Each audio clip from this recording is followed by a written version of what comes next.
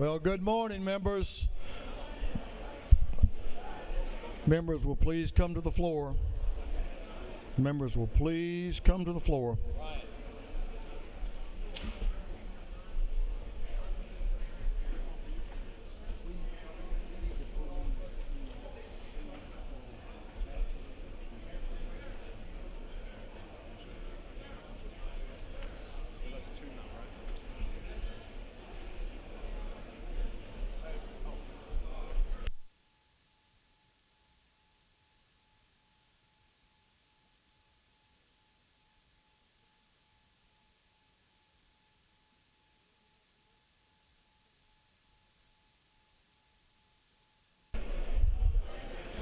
The hour for convening having arrived. All members, please come to the floor. Mr. Clerk, will you ring the bell?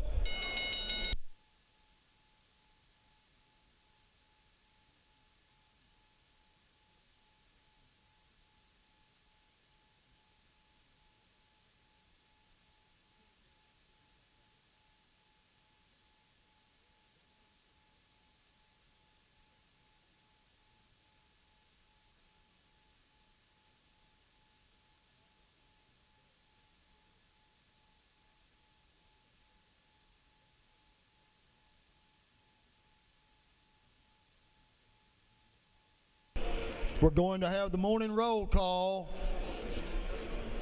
Morning roll call. All members present will please vote green to signify their presence in the chamber. And Mr. Clerk, will you unlock the machines?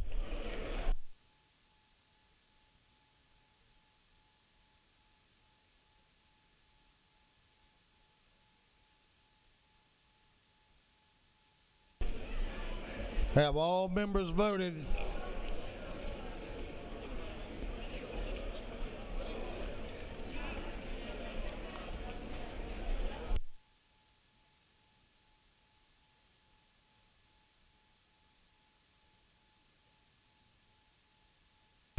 Have all members voted?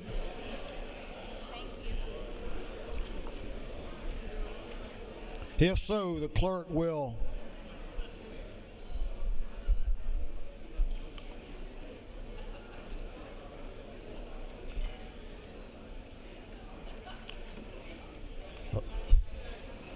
lock the machine.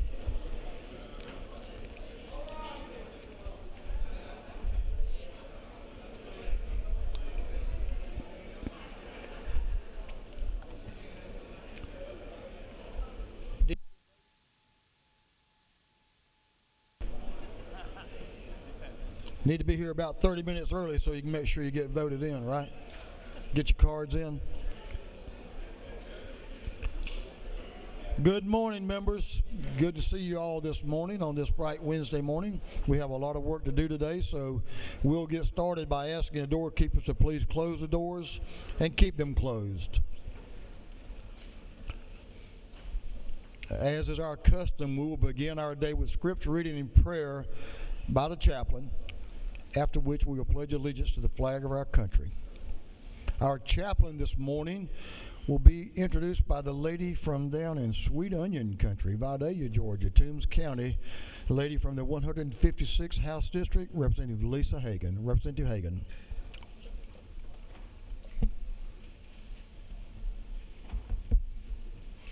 Thank you, Mr. Speaker. Good morning, colleagues. It's my pleasure to introduce Clint Hutchison, a devoted husband, father, and community leader. He's also a devoted grandfather. This July, he and his wife Candace will celebrate 30 years of marriage.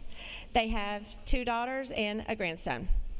Clint serves as the pastor of Vidalia Advent Christian Church, and that is certainly an important job, but that is not why I asked him to be here with us this morning. I met Clint years ago through his work at the Mercy Ministries, a free clinic providing essential health care, medication, dental care, counseling, and more for uninsured adults in need in our area. For 15 years, the Mercy Ministries has been a vital part of the community, now serving around 650 patients across 2 locations. Joining Clint today are the Reverend Luis Gonzalez, Director of Ministry, Michael Thigpen, and Micah Williams, who are board members at the Mercy Ministries.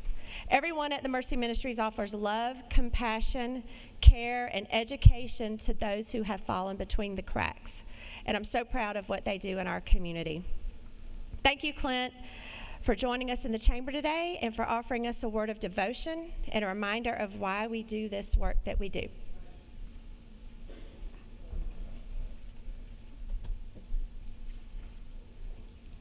Good to have you, Rob. Thank you. Thank you for being here. Absolutely.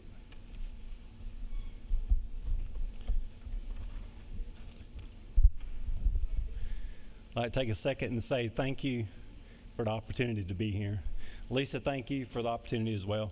So this is my first experience here at the Capitol, and it is such a pleasure for me to come all the way up from South Georgia and have the opportunity to share with you some things that are super important for me. So thank you this morning.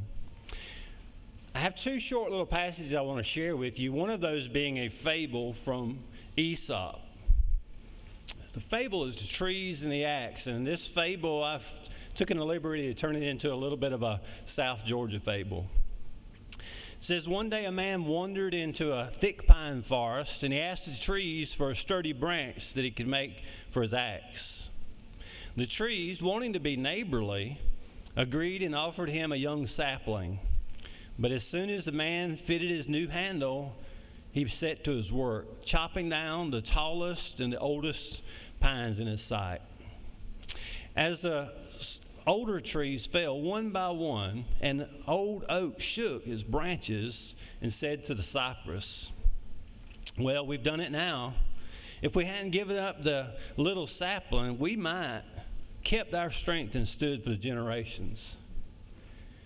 Aesop gives us a lesson in the dangers of surrendering the rights of the weaker. It's oftentimes done with good intentions. The older trees wanted to help and be neighborly by extending the smaller sapling. And sometimes we give up rights, and sometimes we give up the rights of weaker with good intentions. It often happens that when we give up the smaller, it will soon happen to the greater. The older trees and cypress and the pines and the oaks realized that as they give up that small sapling, the axe was set to its roots, and then very soon it was set to the roots of the larger trees. Our decisions today affect tomorrow. In this story, we have this fable from Esau who reminds us that the decisions made here today will affect generations. And I stand in awe of you out here today. You have bills before you, and you'll make decisions and you'll cast votes that will not only affect Georgia this year, but in years and years and years to come. As we look now to my second passage this morning, I turn to the words of Jesus penned by Matthew in chapter 25, verses 34 through 40. And this is the parable of the sheep and the goats. And we see in this part of it, one of our mottos and verses in which we use at Mercy that guides us. And it guides us into a better way, actually a blessed way. It says, "And the king says to those on his right, 'Come, you who are blessed by my Father, inherit the kingdom prepared for you from the foundations of the world. For I was hungry, and you gave me food. I was thirsty, and you gave me drink. I was a stranger, and you welcomed me in. I was naked, and you clothed me. I was sick, and you visited me. I was in prison, and you came to me.' Then the righteous answered him and said, 'Lord, when did we see you hungry and feed you? And when did we see you thirsty and give you something to drink? And when did we see you as a stranger and welcome you in, and naked and clothe you? And when did we see you sick or in prison and come and visit you?' The king answered and he said to them, 'Truly, I say to you, as you did it to the one of the least of these brothers of mine, you did it unto me.'" Jesus reminds us in this passage of Scripture not only the responsibility we have to those that are weaker and to those that are our brothers and sisters, but he challenges us to a better way. He challenges us to a way of where the blessings of God will flow into our communities, into our families, and into our own personal lives. Protecting the weak is ultimately protecting ourselves, because the strength of our community depends on the well-being of its most vulnerable members. When we stand up to those when we stand up for those in need, we create a society that is safer.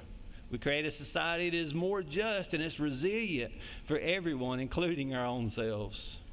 And here's how. Creates interconnectedness. A society where the weak or neglected becomes unstable, leading to division and suffering and eventually harm to all. When we uplift others, we build a stronger foundation for everyone, including ourselves. It increases moral and ethical strength. When we protect the vulnerable, we enforce our values of justice and kindness and integrity, creating a culture that in turn protects us when we find ourselves in a place of need. And it's preventing of greater harm. Ignoring the struggles of the weak allows injustice to grow, which can later threaten the security and the rights of everyone. By defending them, we ensure that those same threats don't reach us. By protecting the weak, we reinforce the very systems and the values that safeguard our own future. I want to encourage you to choose a better way. I want to encourage you to move along and receive the blessings that's given to us as we choose a better way. My prayer today is for you that you make decisions that are clear. My prayer is that you represent every individual in your district because you've been given the opportunity to do so. My prayer is that the wisdom of God may guide you into what is best for us all, the state of Georgia and the kingdom of God. I'm so thankful to be here today, and I thank you for all that you do for our great state. And I challenge you, make those choices based on the blessings that's given us from God. Let's stand now and we'll have a moment of prayer. Father, I reach out to you this morning and I say thank you. Thank you for the men and women that stand in this great hall. Thank you for the men and women that get to represent all of this great state, Father. Your wisdom is bigger than ours and greater than ours, and your ways are greater and different than ours, Father. So I pray that divine guidance upon these chambers, that wisdom may prevail, Father, that your love and your kindness may be shown through all. Protect them, Lord, as they do their work and as they travel back and forth through their homes. Father, I pray for this dear brother Terry that's had this accident. May you bless and take care of and heal him through this process, Lord. Father, we just ask today as we go in this session, Lord, that your wisdom and your guidance be upon us. And thank you for all you do. In Christ's name we pray. Amen. Let's now say pledge allegiance. I pledge allegiance to the flag of the United States of America and to the republic for which it stands, one nation under God, indivisible, with liberty and justice for all. Spot on. Thank you. Thank you, Brother Clint, for bringing that message. We appreciate y'all making the effort to be here. And thanks for what you're doing in the community with your mission work. Doorkeepers, you may unlock the doors. Members, you may join Brother Clint and his team in the South Ante Room for some photos, and thank them for being here with us today.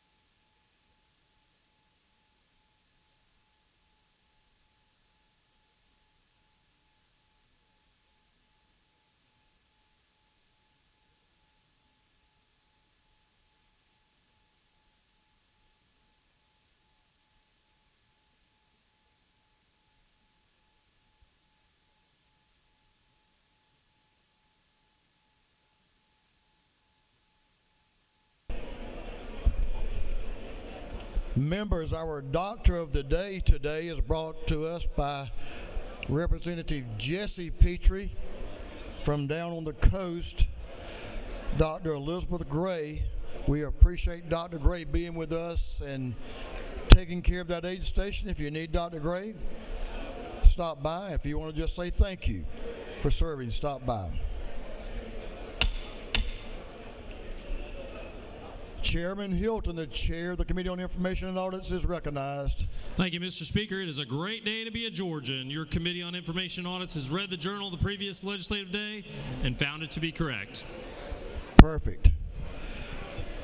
Chairman Hilton, the chair of the Committee on Information and Audits, reports that the journal of the previous legislative day has been read and found to be correct. Is there objection to dispense with the reading of the journal? Chair hears none. The reading of the journal is dispensed with. Is there any objection to the confirmation of the journal? Hearing none, the journal is confirmed. Mr. Clerk, will you read the resolution establishing the order of business for the day? Representative Administration of the 104th moves following be established as the order of business during the first part of the period. Unanimous consents. Introduction of bills and resolutions. First reading and reference of House bills and resolutions. Second reading of bills and resolutions. Reports of standing committees. First reading and reference of Senate bills and resolutions. Morning orders. Is there objection to the adoption of the resolution establishing the order of business for the day? Hearing none, the resolution is adopted. First reading of bills and resolutions, the clerk will read. House Bill 593 by Representative Green and the 154th bill being titled, an act to provide that future elections for the office of probate judge of Baker County shall be nonpartisan. Intergovernmental Coordination General. House Bill 594 by Representative Green and the 154th bill being titled, an act to amend the act creating the Board of Commissioners of Baker County.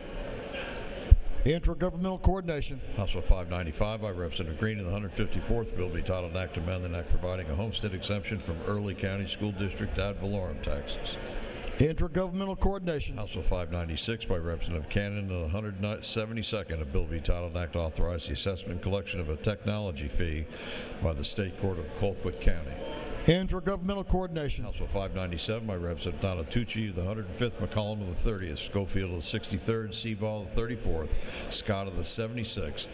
Bill being titled, an act to amend Article 2, Chapter 7 of Title 48 of the Official Code of Georgia, annotated relating to the imposition rate, computation, exemptions, and correlatives relative to income taxes.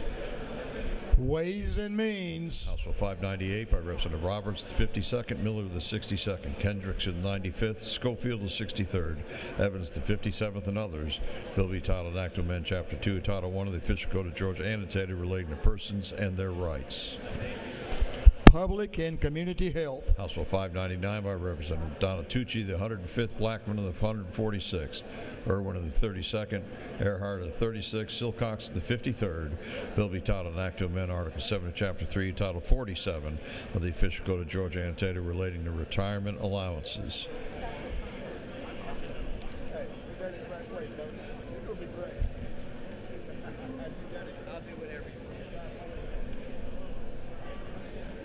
Retirement. House Bill 600 by Representative Jackson of the 68th, McLean of the 109th, Holly of the 116th, Sanchez of the 42nd, Alexander of the 66th, and others. Bill be titled, an act to amend Title 34 of the Official Code of Georgia, annotated relating to labor and industrial relations. Industry and Labor. House Bill 601 by Representative Jackson of the 68th, Howe of the 50th, Mitchell of the 88th, Draper of the 90th, Sanchez of the 42nd. Bill be entitled, act to amend Article 4, Chapter 11 of Title 16, Chapter 8 of Title 35, and Article 2, Chapter 3 of Title 38 of the Official Code of Georgia, annotated relating to dangerous instrumentalities and practices.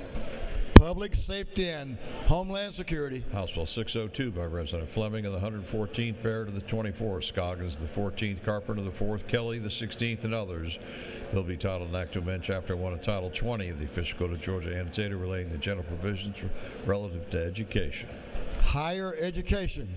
House Bill 603 by Representative Irwin of the 32nd, a bill be titled, an act to authorize the assessment and collection of a technology fee by the probate court of Banks County. Intergovernmental Coordination. House Bill 604 by Representative Jaspers of the 11th, Cox of the 28th, Tarvin of the 2nd, Powell of the 33rd, Ridley of the 22nd. A bill be titled an act to amend Chapter 2, Title 21 of the official code of Georgia annotated relating to elections and primaries generally.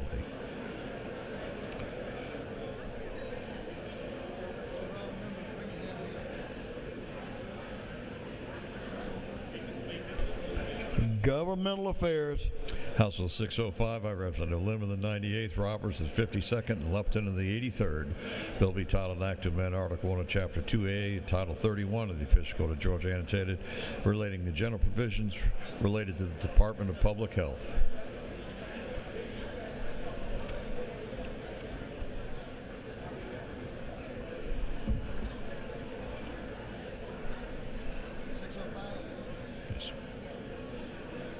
Public and Community Health. House Bill 606 by Representative Lim of the 98th and Lupton of the 83rd. Bill be titled an act to amend Chapter 33 and Title 33 of the official code of Georgia annotated relating to fair access to insurance requirements. Insurance. House Bill 607 by Representative Lim of the 98th and Lupton of the 83rd. Bill be titled an act to amend Chapter 2A, Title 31 of the official code of Georgia annotated relating to the Department of Public Health. Public and Community Health. House Bill 608 by Representative Reese of the 140th, Hughley of the 141st, Rice of the 139th, Buckner of the 137th, and Smith of the 138th. Bill be titled an act to amend an act creating the Muskogee County School District. Intergovernmental Coordination. House Bill 609 by Representative Reese of the 140th, Hughley of the 141st, Rice of the 139th, Buckner of the 137th, Smith of the 138th. Bill be titled an act to amend Chapter 44, Title 36 of the official code of Georgia annotated relating to redevelopment powers. Governmental Affairs. House Bill 610 by Representative Reese of the 140th, Hughley of the 141st, Rice of the 139th, Buckner of the 137th, and Smith of the 138th. Bill be titled an act to amend Chapter 44 of Title 36 of the official code of Georgia annotated relating to redevelopment powers. Governmental Affairs. House Bill 611 by Representative Lumsden of the 12th, Hitchens of the 161st, Carpenter of the 4th, Anderson of the 10th, Deloach of the 167th. The bill be titled an act to amend Article 2, Chapter 5 of Title 12 of the official code of Georgia annotated relating to the control of water pollution.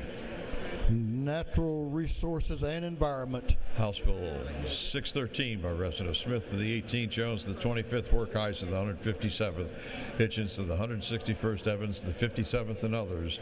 Bill be titled an act to amend Chapter 5 of Title 50 of the official code of Georgia annotated relating to the Department of Administrative Services. Governmental Affairs. House Bill 614 by Representative Jones of the 47th, Thomas the 21st, Martin of the 49th. Bill be titled an act to amend Code Section 2510(2) of the official code of Georgia annotated relating to prohibited fireworks activities.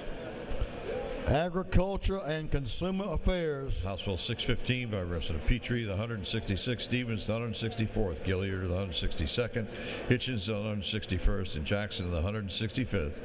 Bill be titled an act to amend an act creating the Chatham County Recreation Authority. Intergovernmental Coordination. House Bill 616 by Representative Roman of the 97th, Fry the 122nd, Holly the 116th, and Berry the 56th. Bill be titled an act to amend Chapter 7 of Title 48 of the official code of Georgia annotated relating to income taxes.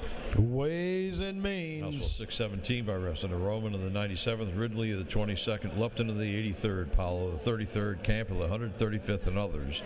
Bill be titled an act to amend Title 46 of the official code of Georgia annotated relating to public utilities and public transportation.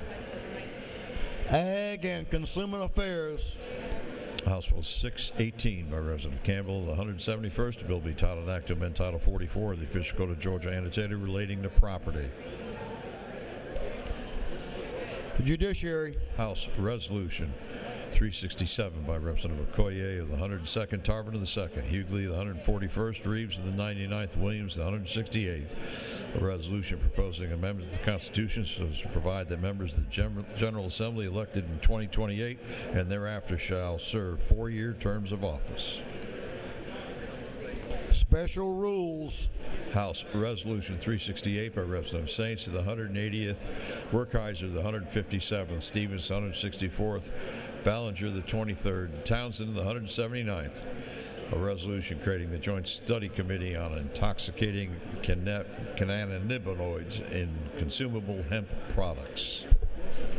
Agriculture and Consumer Affairs. Senate Bill 13 by Senator Summers, the 13th, Tillery, the 19th, Albers, the 56th, Cowser to the 46th, Robertson, the 29th, and others. A bill be titled an act to amend Chapter 23 of Title 50 of the official code of Georgia, annotated relating to Georgia Environmental Finance Authority. Energy, Utilities, and Telecommunications. Senate Bill 28 by Senator Dolezal, the 27th, Kennedy, the 18th, Gooch, the 51st, Anna Varda, the 31st, Robertson, the 29th, and others. Bill be titled an act to amend Titles 28, 31, and 50 of the official code of Georgia, annotated relating to the General Assembly, Health, and State Government. Budget and Fiscal Affairs Oversight. Senate Bill 72 by Senator Brass, the 6th, Kirkpatrick, the 32nd, Dolezal, the 27th, Strickland, the 42nd, Walker, the 20th, and others.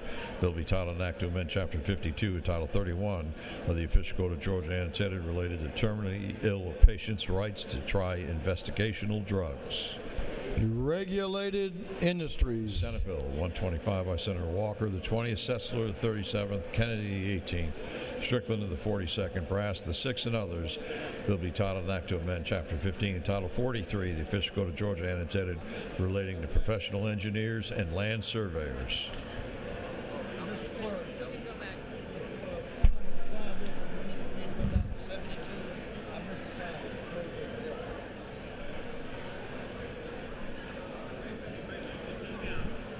SB 125 is going to Regulated Industries. Mr. Clerk, will you reread the caption of SB 72? Senate Bill 72 by Senator Brass, the 6th, Kirkpatrick, the 32nd, Dolezal, the 27th, Strickland, the 42nd, Walker, the 20th, and others. Bill be titled an act to amend Chapter 52, Title 31 of the official code of Georgia, annotated relating to terminally ill patients' right to try investigational drugs. Health. Senate Bill 125 by Senator Walker, the 20th, Setzler, the 37th, Kennedy, the 18th, Strickland, the 42nd, Brass, the 6th, and others. Bill be titled an act to amend Chapter 15 and Title 43 of the official code of Georgia, annotated relating to professional engineers and land surveyors. Regulated Industries. Thank you, Mr. Clerk. That completes first readers.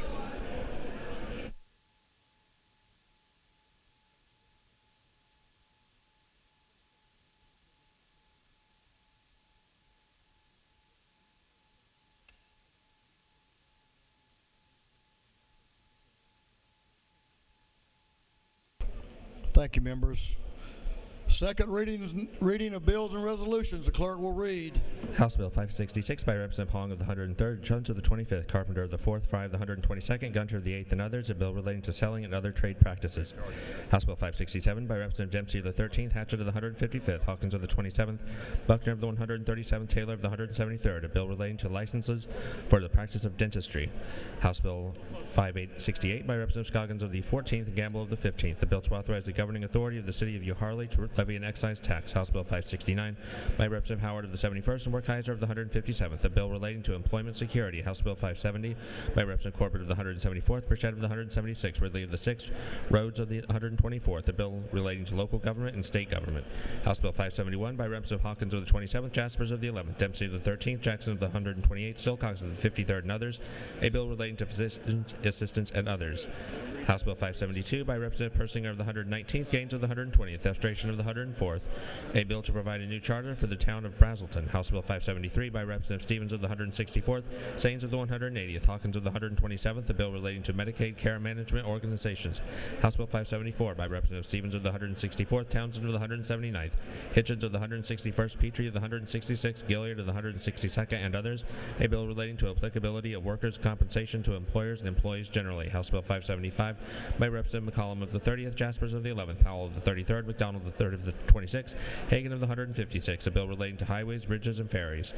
House Bill 577 by Representative Gaines of the 120th, Ridley of the 6th, Dempsey of the 13th, Stevens of the 164th, Williams of the 168th, and others, a bill relating to revenue and taxation. House Bill 578 by Representative Chokas of the 151st, Green of the 154th, Cannon of the 172nd, Smith of the 18th, Mathis of the 133rd, and others, a bill relating to emergency telephone number 911 system. House Bill 579 by Representative Reeves of the 99th, Hatchett of the 155th, Wiedauer of the 121st, Prince of the 132nd, Fleming of the 114th, and others, a bill relating to professions and businesses. House Bill 580 by Representative Barnes of the 86th, Jackson of the 68th, Renner of the 85th, Glaze of the 67th, Lallier of the 59th, and others, a bill relating to competencies and core curriculum under the Quality Basic Education Act.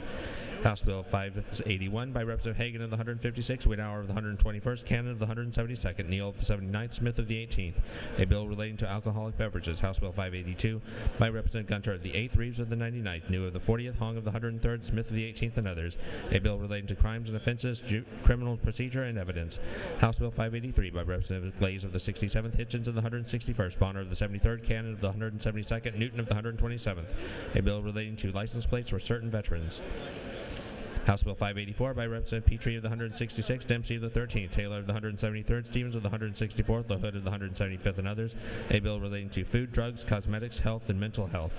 House Bill 585 by Representative Jones of the 47th, Jones of the 25th, Martin of the 49th, Thomas of the 21st, Gaines of the 120th, a bill relating to insurance and motor vehicles and traffic. House Bill 586 by Representative Williamson of the 112th, Blackman of the 146th, Williams of the 148th, Hatchett of the 155th, Astration of the 104th, and others, a bill relating to intangible recording tax. House Bill 587 by Representative Gamble of the 15th, Scoggins of the 14th, a bill to amend an act and reincorporate the city of Cartersville.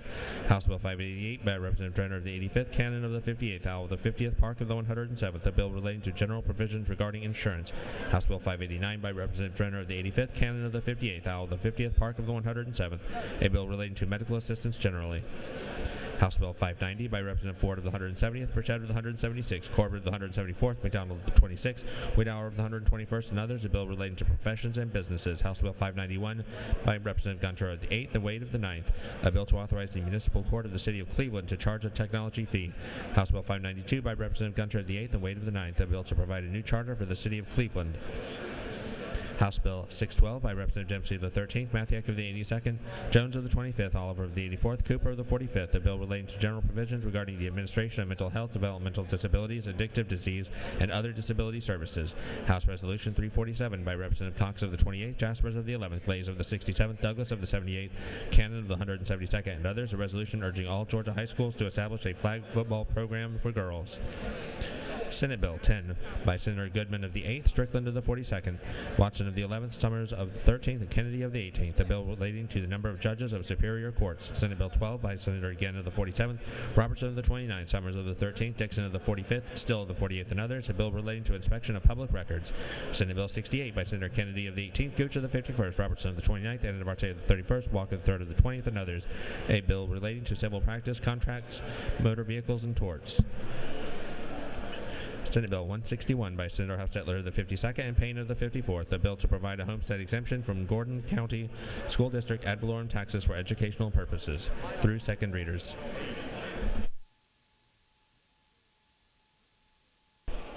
Thank you, Clerk.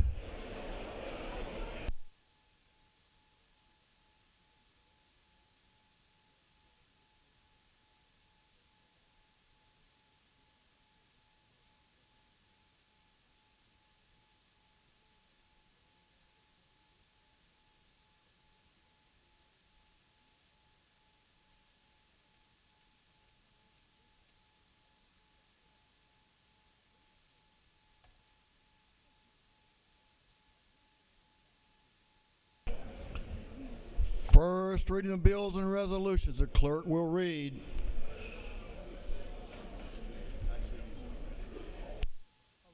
That first, right? My bad. All the noise, I've lost my concentration. I'm going to sit down and get it back. So, Mr. Clerk, will you read reports of standing committees? Clerk will read. Representative Robert Dickey, the 134th District Chairman of the Committee on Agriculture and Consumer Affairs, submitted the following report. Mr. Speaker, your Committee on Agriculture and Consumer Affairs has had under its consideration the following bills of the House. Instruct the committee report the same back to the House with the following recommendations. House Bill 495 do pass by substitute. House Bill 413 do pass. House Bill 331 do pass by substitute. Respectfully submitted, Representative Robert Dickey, the 134th District Chairman. Representative Yerter of the 152nd District Chairman of the Committee on Code Revision submitted the following report. Mr. Speaker, your Committee on Code Revision has had under its consideration the following bills of the House. It's instructed me to report same back to the House with the following recommendations. House Bill 484 do pass. House Bill 485 do pass by committee substitute. Respectfully submitted, Representative Yurt of the 152nd District, Chairman. Representative Chris Irwin of the 32nd District, Chairman of the Committee on Education, submitted the following report. Mr. Speaker, your Committee on Education has had under its consideration the following bills of the House. Has instructed me to report same back to the House with the following recommendations. House Bill 307 do pass by substitute. House Bill 198 do pass by substitute. House Bill 340 do pass by substitute. Respectfully submitted, Representative Chris Irwin of the 32nd District, Chairman. Representative Victor Anderson of the 10th District, Chairman of the Committee on Governmental Affairs, submitted the following report. Mr. Speaker, your Committee on Governmental Affairs has had under its consideration the following bill of the House. Has instructed me to report the same back to the House with the following recommendation. House Bill 416 do pass by committee substitute. Respectfully submitted, Representative Victor Anderson of the 10th District, Chairman. Representative Hawkins, the 27th District, Chairman of the Committee on Health, submitted the following report. Mr. Speaker, your Committee on Health has had under its consideration the following bills of the House and instructed me to report same back to the House with the following recommendations. House Bill 323 do pass. House Bill 54 do pass by substitute. House Bill 87 do pass by substitute. House Bill 428 do pass. House Bill 298 do pass by substitute. Respectfully submitted, Representative Hawkins of the 27th District, Chairman. Representative Lumsden of the 12th District, Chairman of the Committee on Insurance, committed the following report. Mr. Speaker, your Committee on Insurance has had under its consideration the following bills of the House and Senate. It's instructed me to report the same back to the House with the following recommendations. House Bill 170 do pass. House Bill 373 do pass by committee substitute. House Bill 420 do pass by committee substitute. House Bill 422 do pass. The Senate Bill 5 do pass. Respectfully submitted, Representative Lumsden of the 12th District, Chairman. Representative Beth Camp of the 135th District, Chairman of the Committee on Intergovernmental Coordination, submitted the following report. Mr. Speaker, your Committee on Intergovernmental Coordination has had under its consideration the following bill of the Senate. Has instructed me to report the same back to the House with the following recommendation. Senate Bill 138 do pass. Respectfully submitted, Representative Beth Camp of the 135th District, Chairman. Representative Gunner of the 8th District, Chairman of the Committee on Judiciary, submitted the following report. Mr. Speaker, your Committee on Judiciary has had under its consideration the following bills of the House. It's instructed me to report the same back to the House with the following recommendation. House Bill 132 do pass. House Bill 270 do pass by committee substitute. House Bill 304 do pass. House Bill 325 do pass. House Bill 427 do pass by committee substitute. House Bill 530 do pass. House Bill 545 do pass. House Bill 358 do pass. House Bill 515 do pass. Respectfully submitted, Representative Gunner of the 8th District, Chairman. Representative John Corbett of the 174th District, Chairman of the Committee on Motor Vehicles, submitted the following report. Mr. Speaker, your Committee on Motor Vehicles has had under its consideration the following bills of the House. Has instructed me to report the same back to the House with the following recommendations. House Bill 296 do pass by substitute. House Bill 204 do pass. House Bill 255 do pass by substitute. House Bill 551 do pass by substitute. House Bill 461 do pass by substitute. House Bill 563 do pass. Respectfully submitted, Representative John Corbett of the 174th District, Chairman. Representative Sharon Cooper of the 45th District, Chairman of the Committee on Public and Community Health, submitted the following report. Mr. Speaker, your Committee on Public and Community Health has had under its consideration the following bills of the House. Instructed me to report same back to the House with the following recommendation. House Bill 89 do pass by committee substitute. House Bill 500 do pass by committee substitute. Respectfully submitted, Representative Sharon Cooper of the 45th District, Chairman. Representative Alan Powell, 33rd District, Chairman of the Committee on Regulated Industries, submitted the following report. Mr. Speaker, your Committee on Regulated Industries has had under its consideration the following bills of the House and the Senate and has instructed me to report the same back with the following recommendations. House Bill 219 do pass. House Bill 314 do pass by committee substitute. House Bill 391 do pass. House Bill 455 do pass. The Senate Bill 81 do pass. Respectfully submitted, Representative Alan Powell, 33rd District, Chairman. Representative John Carson of the 46th District, Chairman of the Committee on Retirement, submitted the following report. Mr. Speaker, your Committee on Retirement has had under its consideration following bills of the House. Instruct the committee report same back to the House the following recommendation. House Bill 406 do pass by committee substitute. Respectfully submitted, Representative John Carson of the 46th District, Chairman. Representative Karen Mathiak of the 82nd District, Chairman of the Committee on State Planning and Community Affairs, submitted the following report. Mr. Speaker, your Committee on State Planning and Community Affairs has had under its consideration the following bills and resolutions of the House. Its instruct committee report same back to the House with the following recommendations. House Bill 486 do pass. House Bill 516 do pass by substitute. House Resolution 273 do pass. Respectfully submitted, Representative Karen Mathiak of the 82nd District, Chairman. Representative Gerald Green of the 154th District, Chairman of the Committee on State Properties, submitted the following report. Mr. Speaker, your Committee on State Properties has had under its consideration the following bill of the House and instruct the committee report same back to the House with the following recommendation. House Bill 303 do pass. Respectfully submitted, Representative Gerald Green of the 154th District, Chairman. Representative Shaw Blackman of the 146th District, Chairman of the Committee on Ways and Means, submitted the following report. Mr. Speaker, your Committee on Ways and Means has had under its consideration the following bills of the House. This instructed me to report the same back to the House with the following recommendations. House Bill 66 do pass by committee substitute. House Bill 129 do pass. House Bill 144 do pass. House Bill 186 do pass. House Bill 229 do pass by committee substitute. House Bill 248 do pass by committee substitute. House Bill 297 do pass. House Bill 370 do pass by committee substitute. House Bill 425 do pass by committee substitute. House Bill 560 do pass by committee substitute. House Bill 445 do pass. House Bill 290 do pass. House Bill 165 do pass by committee substitute. House Bill 463 do pass by committee substitute. Respectfully submitted, Representative Shaw Blackman of the 146th District, Chairman. Representative Shaw Blackman of the 146th District, Chairman of the Committee on Ways and Means, submitted the following report. Mr. Speaker, the Committee on Ways and Means has had under its consideration the following bill of the House. Instructed me to report same back to the House with following recommendations. House Bill 360 do pass by committee substitute. Respectfully submitted, Representative Shaw Blackman of the 146th District, Chairman. That completes the reading of the reports of standing committees.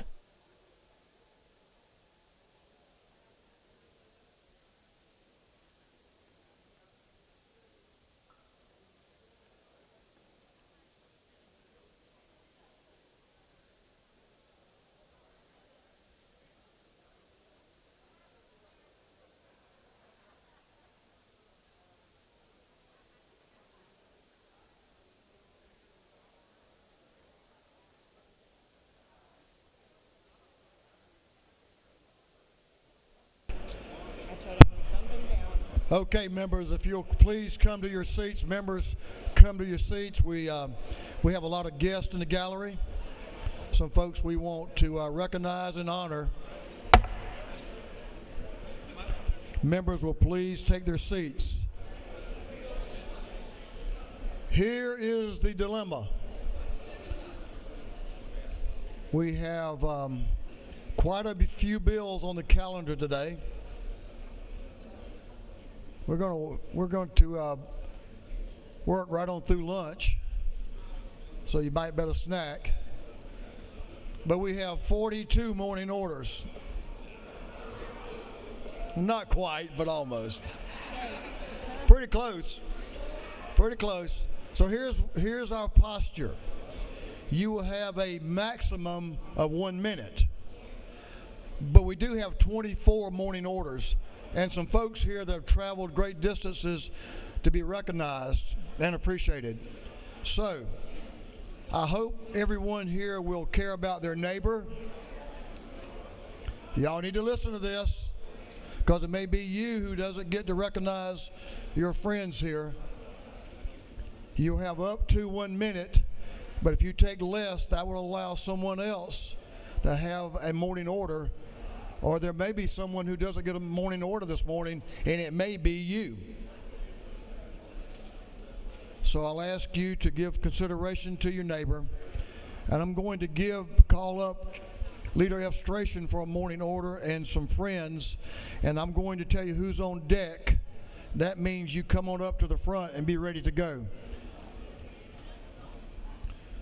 So on deck will be Representative Gullett, Montahand, and friends. Leader F. Stration, you're recognized for a morning order and recognize some distinguished visitors in the gallery. Thank you, Mr. Speaker.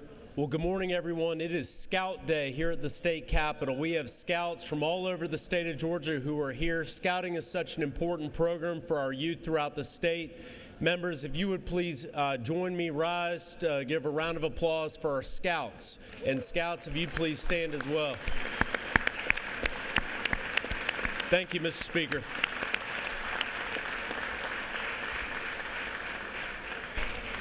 It's a great day to be a scout. Thank y'all for being here. We appreciate you. Representative Paris, you're on deck.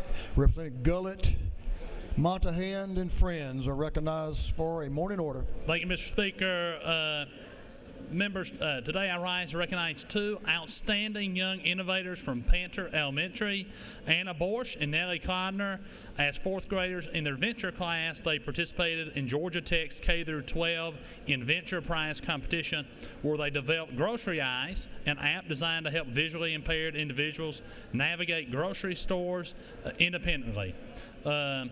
This actually won them an award in the Diversity Inclusion Specialty Award. We want to congratulate them. Please join me in celebrating Anna and Nellie for their ingenuity and hard work. Thank y'all.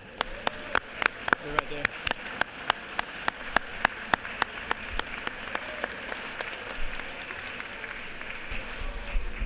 Thank you, ladies. Sounds like a great idea to me. Thank you for being here, and thanks to a lot of friends with them from Paulding County. I appreciate y'all. Representative Parrish, you're recognized for morning order. Representative Lupton, you're on deck.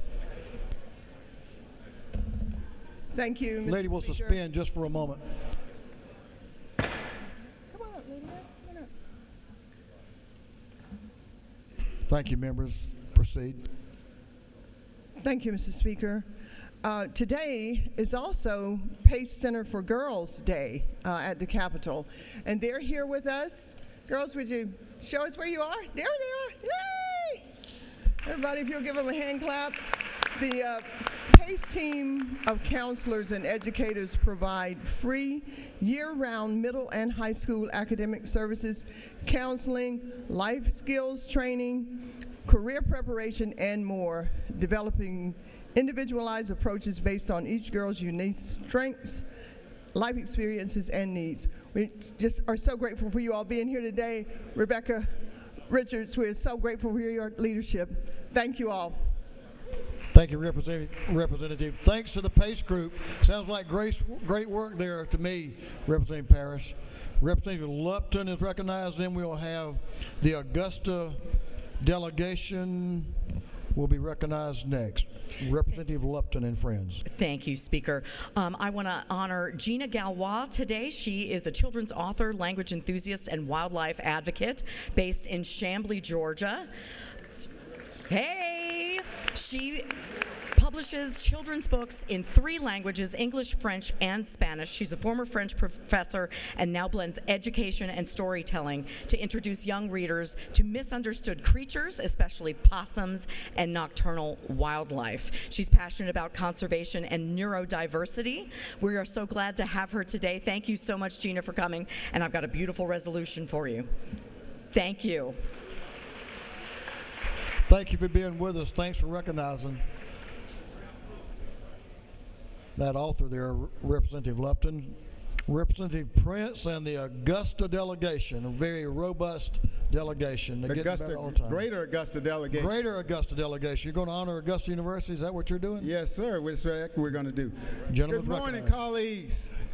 Today is Augusta University Day at the state capitol.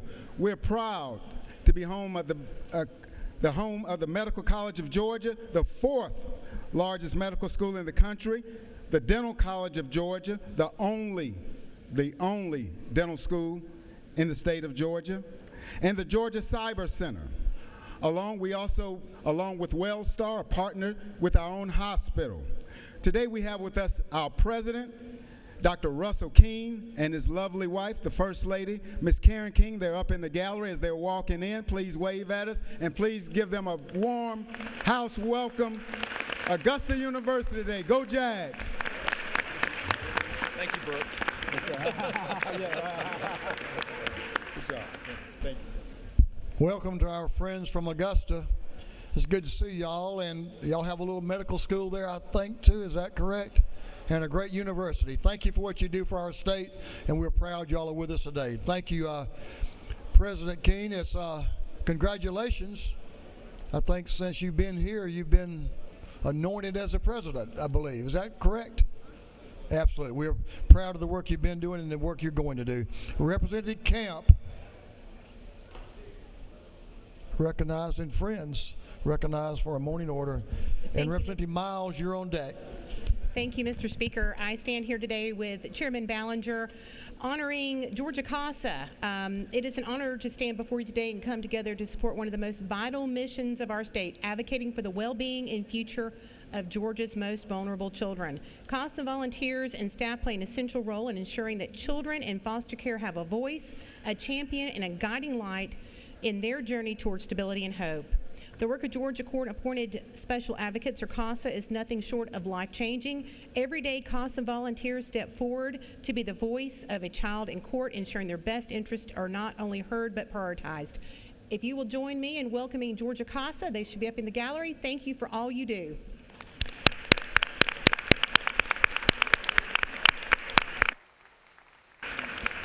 Thank you. Awesome group doing awesome work. Thank y'all for what you do at CASA. I want to call, let's recognize Representative Clifton and the Augusta delegation. And this is a great Augusta Day, Representative Clifton. Recognize you and some friends come to the recognized for morning order.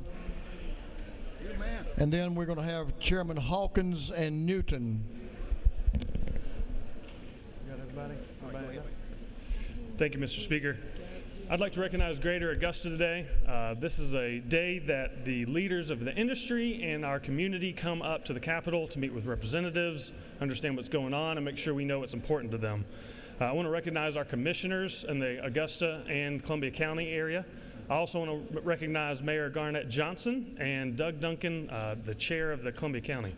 This day means a lot to me. I've came up multiple years in a row, and last year it was on this day that I started the thought of running for this office, something that I've thoroughly enjoyed and been very happy to be a part of. So thank you very much. Awesome. Great day. Thanks for being here with us. Oh, sorry, if you will, Mr. Speaker, if you will find a gift on your desk, if someone hasn't already taken them from you, a Masters hat, because we have the best golf tournament in the entire nation. It's the only. Good job. Good job. There he is. There he is.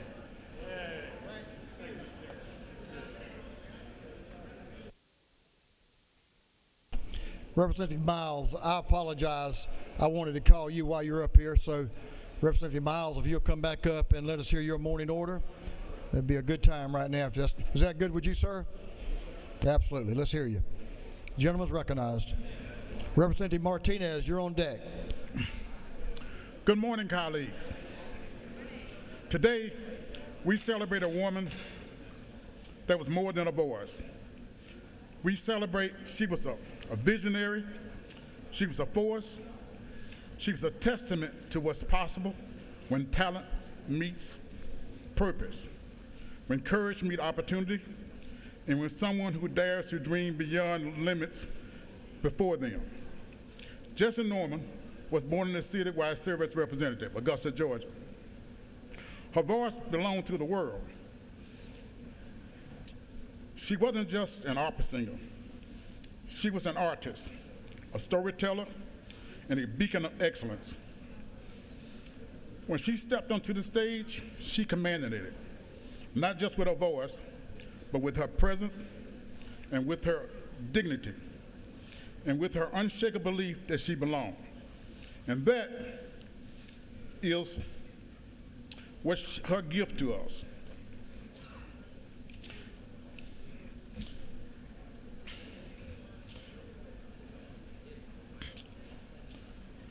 She had an unshakable belief that she belonged.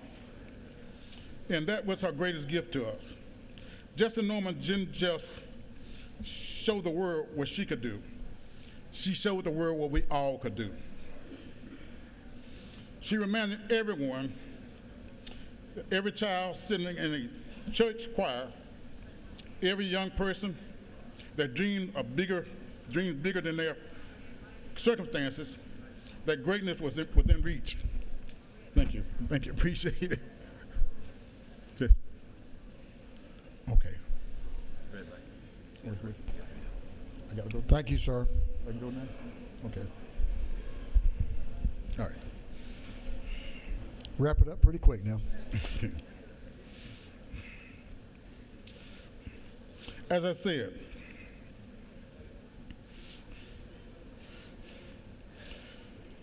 her great. All right, let me. Excuse me, I kind of got interrupted there. When she stepped onto the stage, she commanded it, not just with her voice, but with her presence, with her dignity, and with her unshakable belief that she belonged. Right there is the greatest gift she left all of us. Jesse Norman did not just show the world what she could do. She showed all of us what we could do. She reminded every child sitting in a church choir,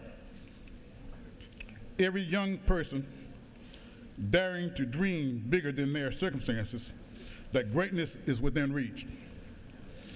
She showed that our beginnings are not defined by our endings, and that talent, when nurtured, can break walls, cross continents, and touch souls. She didn't just stop with her success. Reverend Miles, we got to move on, so see if you can find an ending spot here, okay, please? Okay. She couldn't just stop with her success. Yes. Success. Today, we thank you very much, and I appreciate you celebrating Jesse Norman from Augusta, Georgia. Thank you very much. Absolutely. Nice job. Thank you for doing that. A lot of good people came out of Augusta. There's another one. Chairman Hilton, you're recognized for a morning order.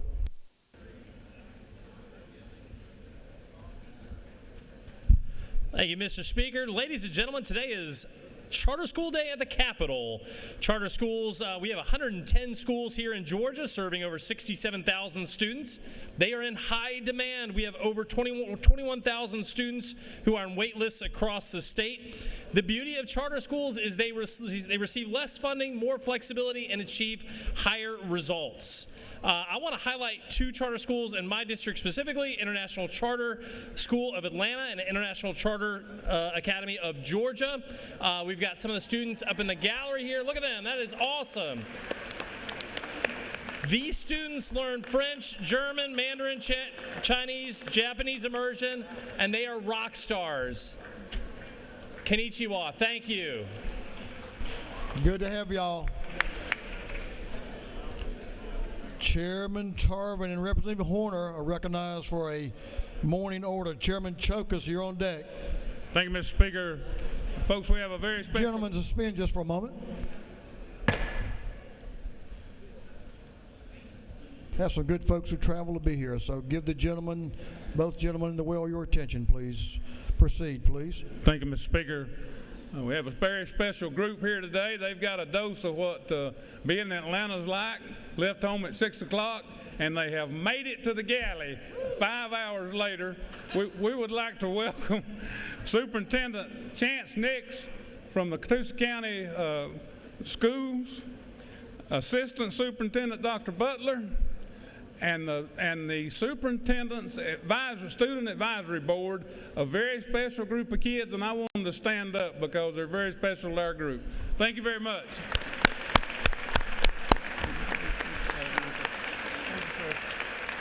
Thank you, Representatives. Mr. Superintendent, no wonder you're doing such a good job with an advisory board like that, so welcome to the Capitol. We're glad to have y'all. Thanks for making the effort to be here. Chairman Chokus is recognized for a morning order.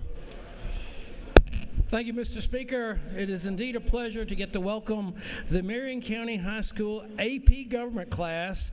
They made their trip to the Capitol this year, and they're accompanied by Principal Goodrow and star teacher Janes, and are accompanying the students. So if y'all would stand, we can recognize you guys. There they are in the top left. Go Eagles! Go Eagles! I also have the opportunity to recognize the Association of Georgia General Aviation Airports. Thank you. There are 95 general aviation airports in Georgia, and they're essential to the state's transportation and economic infrastructure. They're the backbone of the industry, and they provide over $2 billion to the state in revenue.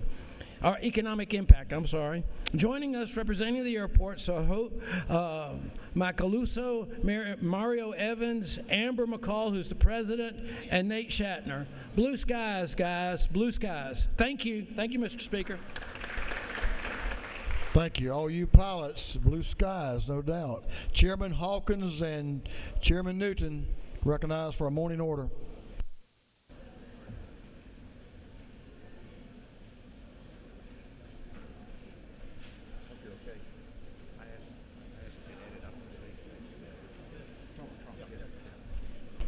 Y'all know who's going to speak? Making sure we're speaking on the right thing. Well, that's important as well. The gentleman are recognized. Thank you, Mr. Speaker. Representative Dr. Newton and I are here to recognize the Trauma Commission and the trauma folks that are visiting at the Capitol today. Can y'all stand up? We got some right there. Thank you.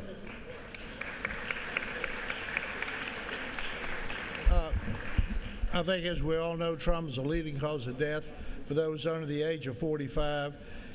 Trauma also includes injuries from accidents, violence, and national disasters. We'd like to recognize these highly trained, highly qualified people who give so much to save the people of Georgia. And the resolution ends up with this comment: therefore, let it be resolved that the House of Representatives recognize and commend the Georgia Trauma Commission and the Georgia Trauma Foundation as a recognized day of the February the 26th, 2025. Congratulations and thank you. Thank you. Appreciate that morning order. Representative Dawson. Representative Dawson is recognized for a morning order. Thank you, Speaker. Thank you, colleagues. Today I rise to welcome young scholars from the Co-Decider Intern and Leadership Program. This program provides real-world experience for personal growth. I don't know if they made it to the gallery yet, but if not, we'll be having lunch with them later on.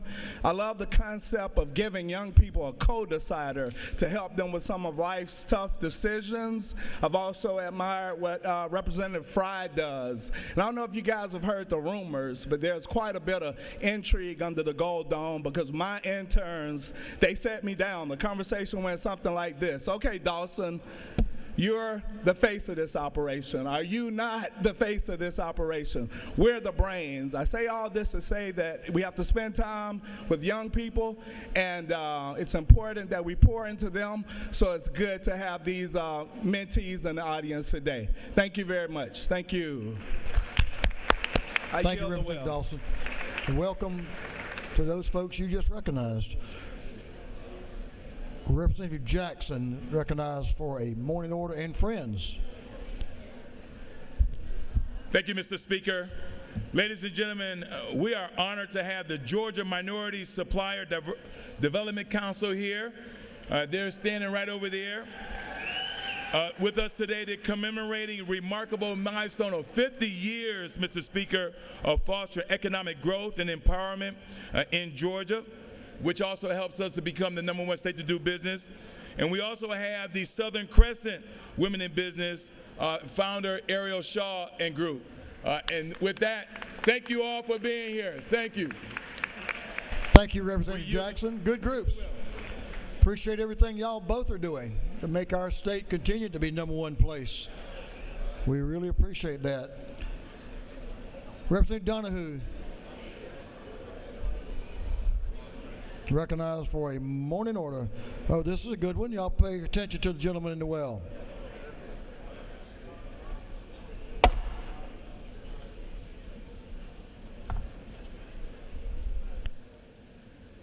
And Mr. Hawkins. Chairman Hawkins.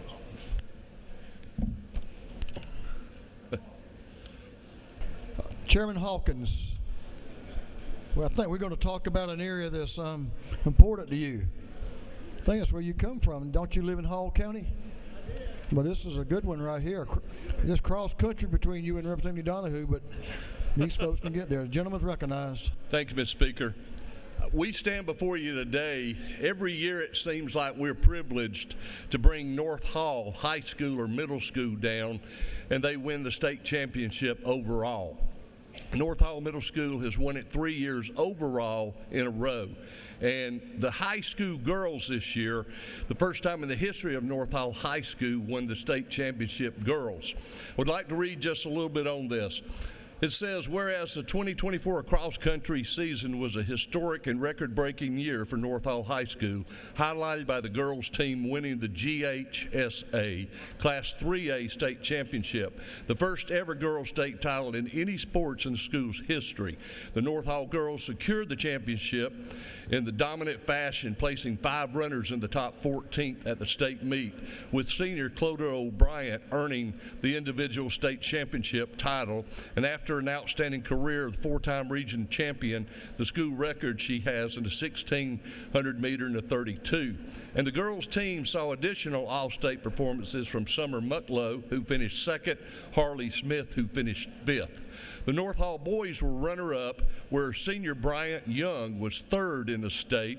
And then we bring in the rest of the team as they hopefully are here now. Traffic was terrible. In the middle school, we have Russ Crane and Sam Borg. Are you here at North Hall High School? And if not, we'll just say, please stand up. I know they're outside the door. We've been trying to logistically bring them in. But give them a hand, and for accomplishment, I thank you very much. And then that's... Congratulations, team. I just want to add a few names for the middle school. Chandler Sosby, Hunter Morrison, Hudson Webb, Isaac Bohr, and especially their coach, Russ Crane. Thank you, Mr. Speaker. Representative Tran is recognized for a morning order. Thank you, Mr. Speaker. If I could ask the Dunwoody High School Youth City Council to rise, I'd like to recognize them for the impactful work they've done in our district. Thank you, Mr. Speaker. Thank you, Representative. That's a model everyone should follow right there. Welcome to the People's House. Representative Williams and Representative DeLoach recognized for a morning order.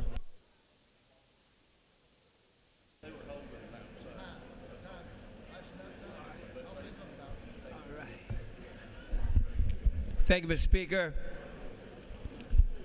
From the land where the water tastes like cherry wine, we have with us today some representatives with the Chamber and with Fort Stewart. We have Chairman Donald Lovett. We have Ms. Bryn Grant, who is CEO of Liberty County Development Authority. The Chamber Chair, Ms. Burris. Derek Rozier, who is our CEO of our hospital. And Ms. Leopold, who is the CEO of our chamber. And certainly we have representing Fort Stewart, Mr. Arnold Ryan Honor and Stephen Hood and Christopher Fletcher are representing Third ID. Will you all stand and let us welcome you to the house? And if you've already left, you will not get another drink. There you go. You get the cherry wine. Rocket Lamar. Rocket Lamar. Thank you, Mr. Speaker. We yield the well. Members, we just recognize, thank you. Good to have y'all with us. We just recognized the North Hall cross-country team in the middle school and high school, so they just made it into the chamber. Let's give the North Hall cross-country team a big round of applause and congratulate them on their success. Good to have y'all. Thanks for being here. Representative Reese. We lost him for a minute. Chairlady Smith, recognized for a morning order.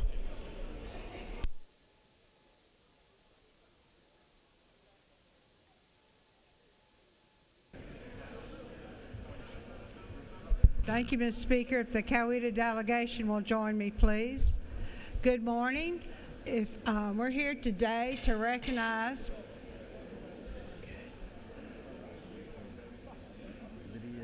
Representative Glaze. We're looking for her too.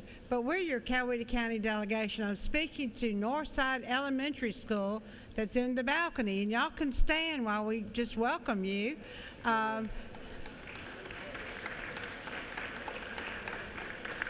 Northside is one of our oldest elementary schools.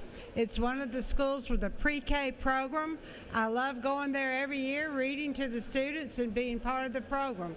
But thank you for making the trip up here, and we hope you have a very knowledgeable day. Check on the two-headed cow and the two-headed snake, and it'll be a good day. Thank you.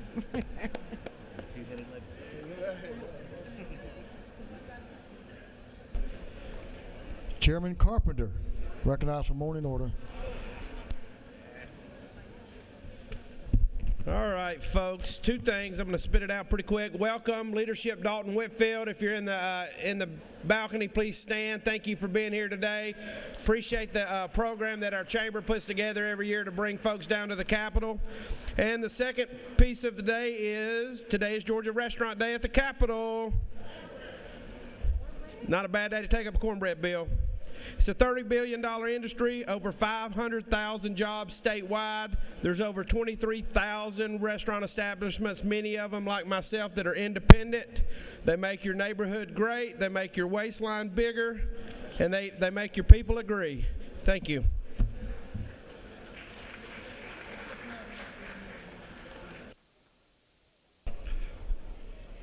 Representative Carla Drenner is recognized for a morning order.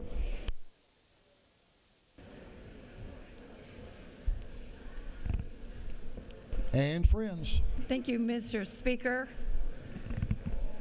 Can all the members of the DeKalb House delegation? DeKalb House delegation, if you'll join Representative Drenner down front.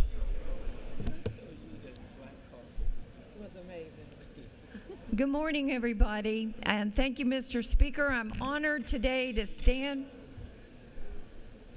with my colleagues to celebrate DeKalb Day at the Capitol. Many of you will know that DeKalb serves as a hub for healthcare and scientific research, housing the Centers of Disease Control and Prevention, Emory Healthcare, and Children's Healthcare of Atlanta.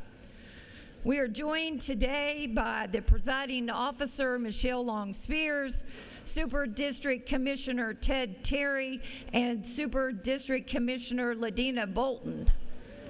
Of noted significance today, under the historic leadership of CEO Lorraine Cochran Johnson, the first African American woman elected as Chief Executive Officer of DeKalb County. Please welcome them to the House and join us in the rotunda. Thank you, Mr. Speaker. Thank you, Representative, and welcome to the House. DeKalb, if y'all will come around this side, you can join us in the South Anteroom, and members may want to get some photos with you. Come all the way around. Good to see you there, CEO. Representative Reese. Representative Teddy Reese is recognized to recognize a group here today with us. Representative Reese. Thank you, Mr. Speaker. I have with me here members of the Columbus delegation. We do want to recognize a group of students that we have here today from Columbus State University. I don't see them in the gallery. They had to go down to be with the governor. But we have students from our political science and criminal justice majors here with Professor Dr. Kenner as well as Professor John Lester, and we want to thank them for their interest in what we're doing here at the People's House. And if you will, you guys just give them a round of applause, please, in their absence. Thank you.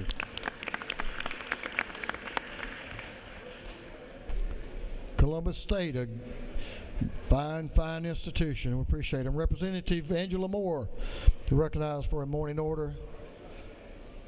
Then Representative Rice, you're on deck. Thank you, Mr. Speaker. Colleagues, Please join me in welcoming to the House of Representatives and the Georgia State Capitol the National Association of Black Women in Construction. They actively, there they are up there, they actively engage in the community in service projects to improve the lives of the underserved communities here in the metro area and across this great state of Georgia. They are the Atlanta chapter. If you will help me welcome them.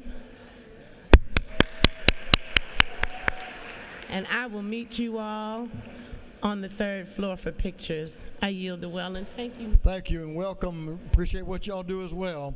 Representative Rice, the one we've been looking for, is recognized for a morning order.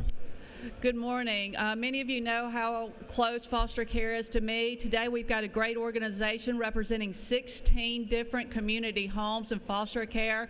If you'll please stand, we have a few of their representatives. Thank you for what you do for our state and for our children across our state.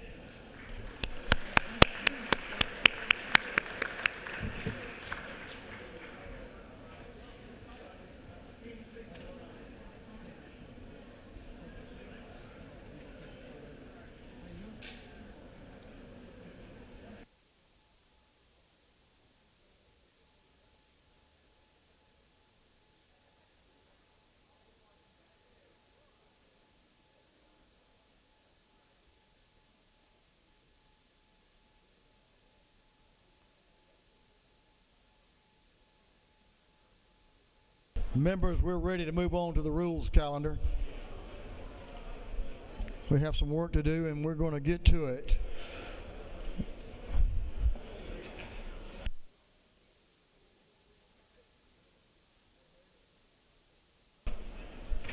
Mr. Clerk, will you read the caption of House Bill 115-115? House Bill 115 by Representative Petrie, the 166 and others to be entitled an act to amend Chapter 7 and Title 52 of the Official Code of Georgia annotated relating to registration, operation, and sales of watercraft so as to provide for certain notice upon registration of a vessel with the Department of Natural Resources. This bill I referred to the Committee on Game, Fish, and Parks. That committee recommends that this bill do pass by committee substitute. Chairman Petrie is recognized to present the bill. Mr. Chairman. Speaker, ladies and gentlemen, bring you today what was House Bill 957 last year, House Bill 115 now. We're going to get a photo for you up here, I hope, in just a moment. This bill passed last year, went through here, went through the Senate, was ready to go on the floor of the Senate and failed to get out in time. This bill very simply addresses a big issue on the Georgia coast. And if y'all will just look here, you'll see just a few photos of what we're dealing with down on the Georgia coast today. We have got right now in Georgia about 159 abandoned vessels on the Georgia coast, about 38 on Georgia lakes for those of you in the northern part of the state. And these are folks that irresponsibly, literally just abandon, sometimes purposefully sink vessels in the water and leave them for us to clear up, because they have no longer have any value. Removing these vessels costs anywhere from $32,000 to $42,000. That cost is borne on taxpayers if we have the money to do it. And lately we haven't, which is why we have almost 160 of them floating around the coast. In my district 2 years ago, and I have several of these in my district, quite a few. One of them, they're oftentimes floated down from other states. And so I had one in my district that was floated down here from New Jersey and just abandoned and allowed to float off into the sunset. The challenge is DNR does not have the tools to hold people accountable, and that's what this bill does, Mr. Speaker. And so here's what we do. If you will look at this measure, you will see that we've created a path for discovering who owns these vessels, ensuring they're not stolen, and then holding them accountable. And you'll see in here we have a misdemeanor behind aggravated nature for this practice as a first offense. It further allows, revoking boat vessel fishing licenses and even driver's licenses for those who choose to pursue this path. So, Mr. Speaker, since we've dealt with this last year, I'm going to keep it simple. And I'm glad to answer any questions, but we're trying to end this practice. We have only one time in history, DNR tells me, been able to hold anybody accountable for this practice, and that's why it continues. And so they've asked for the tools to fix this, and that's what we're giving them herein with this measure. Thank you, Mr. Speaker. You want to yield for a quick question? Representing Chaz Cannon to your right has a question. Thank you, Mr. Speaker. Does the gentleman yield? Yes, sir, I yield. Just curious, are there any imported shrimp on these abandoned vessels? I hope not, or I'd be even fiery in this conversation. The gentleman has no further questions. Thank you, Mr. Speaker. Let's hope we can pass this back out and we'll send it back across the building. Maybe we can sink this for good and get DNR some help here. Is there any objection? The gentleman's yielded the well. Is there any objection to the previous question being ordered? Hearing none, the previous question is ordered. Is there any objection to adopting the committee substitute?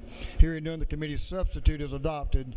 Is there any objection to agreeing to the report of the committee, which was favorable to the passage of the bill?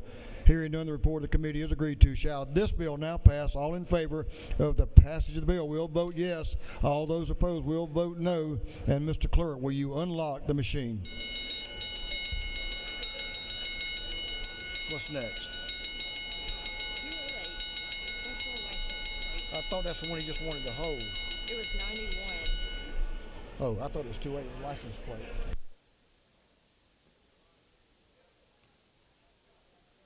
Have all members voted?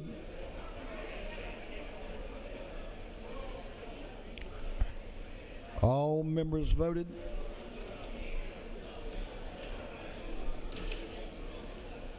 All members voted. If so, the clerk will lock the machine. On the passage of House Bill 115, the yeas are 164, the nays are 0. This bill, having received the requisite constitutional majority, is therefore passed. Mr. Clerk, will you read the caption to House Bill 208? House Bill 208 by Representative Smith the 70th and others to be entitled an act to amend Code Section 4286 of the Official Code of Georgia Annotated relating to license plates promoting or supporting certain agencies, funds, or nonprofit corporations.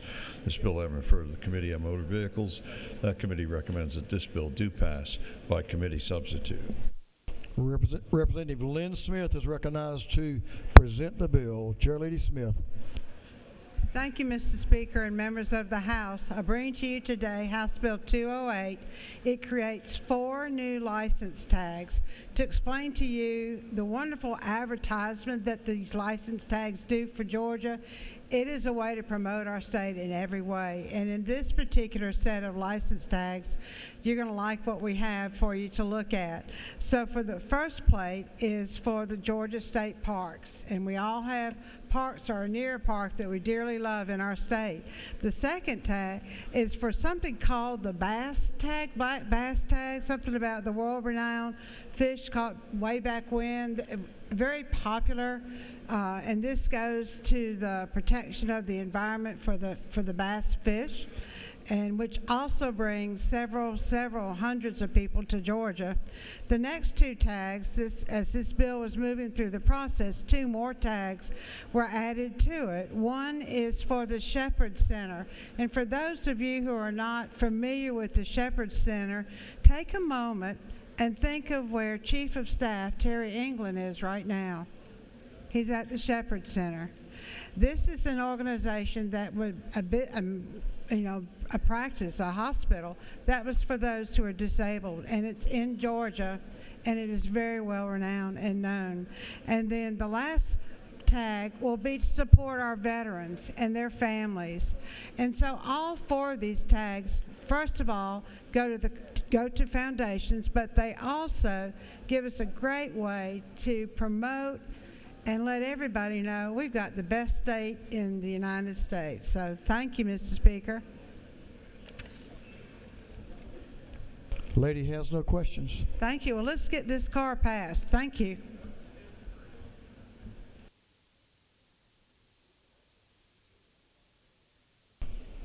Is there any objection to the previous question being ordered Chair hears none. The previous question is ordered. Is there any objection to adopting the committee's substitute? Hearing none, the committee's substitute is adopted. Is there any objection to agreeing to the report of the committee, which was favorable to the passage of the bill? Hearing none, the report of the committee is agreed to. Shall this bill now pass? All in favor of the passage of the bill will vote yes. All those opposed will vote no. And Mr. Clerk, will you unlock the machine?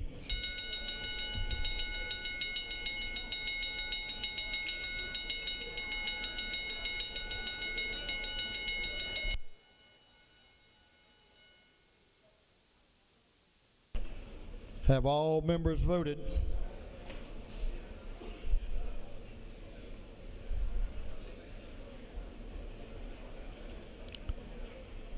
Slow down, Al.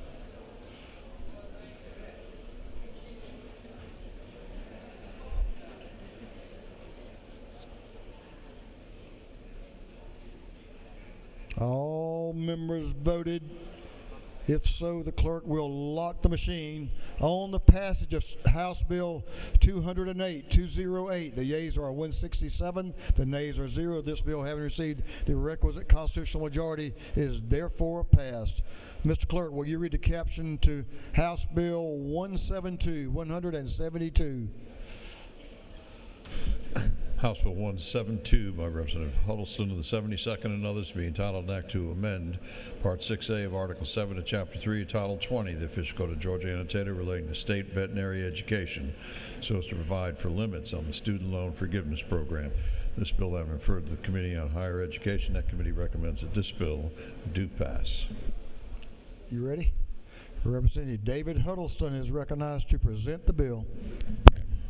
Thank you, Mr. Speaker. Thank you to the House members. I'm honored to come before you today with House Bill 172.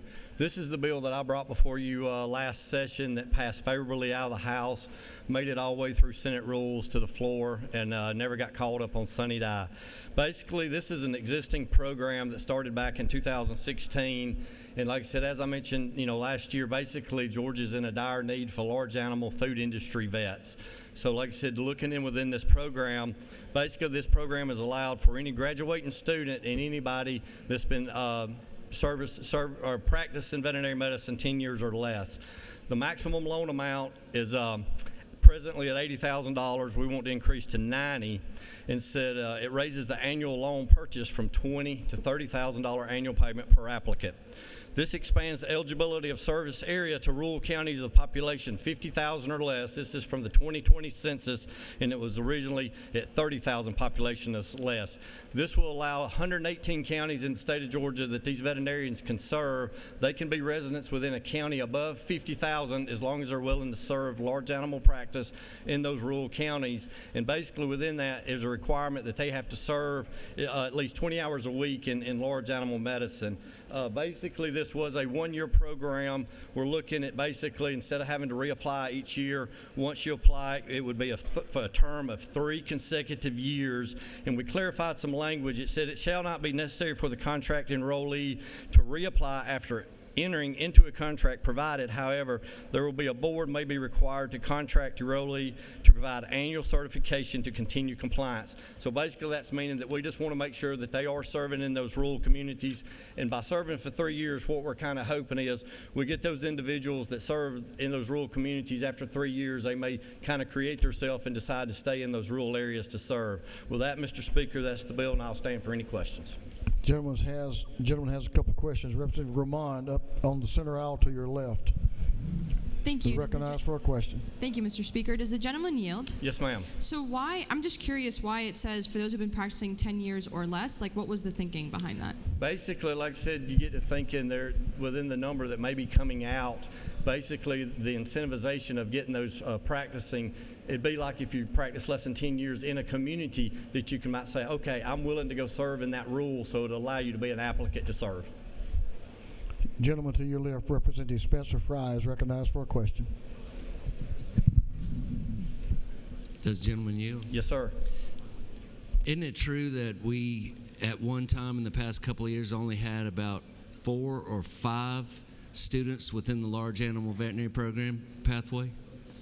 I'm assured the gentleman knows as he speaks, and I know that basically within that, I think only about 12% comes out from mixed animal practice.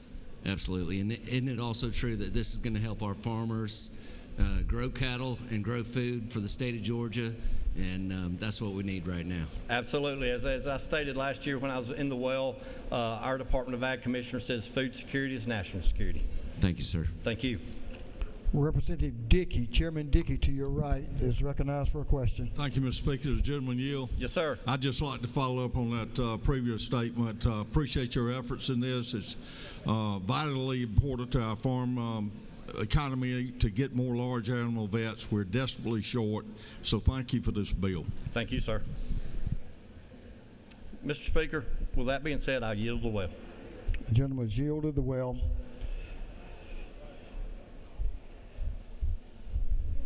We just need to vote again to show the Senate that we care about veterinary medicine. So let's do it again. Is there any objection to the previous question being ordered? Hearing none, the previous question is ordered. And is there any objection to agreeing to the report of the committee, which was favorable to the passage of the bill? Hearing none, the report of the committee is agreed to. Shall this bill now pass? All in favor of the passage of the bill will vote yes. All those opposed will vote no. And Mr. Clerk, will you unlock the machine?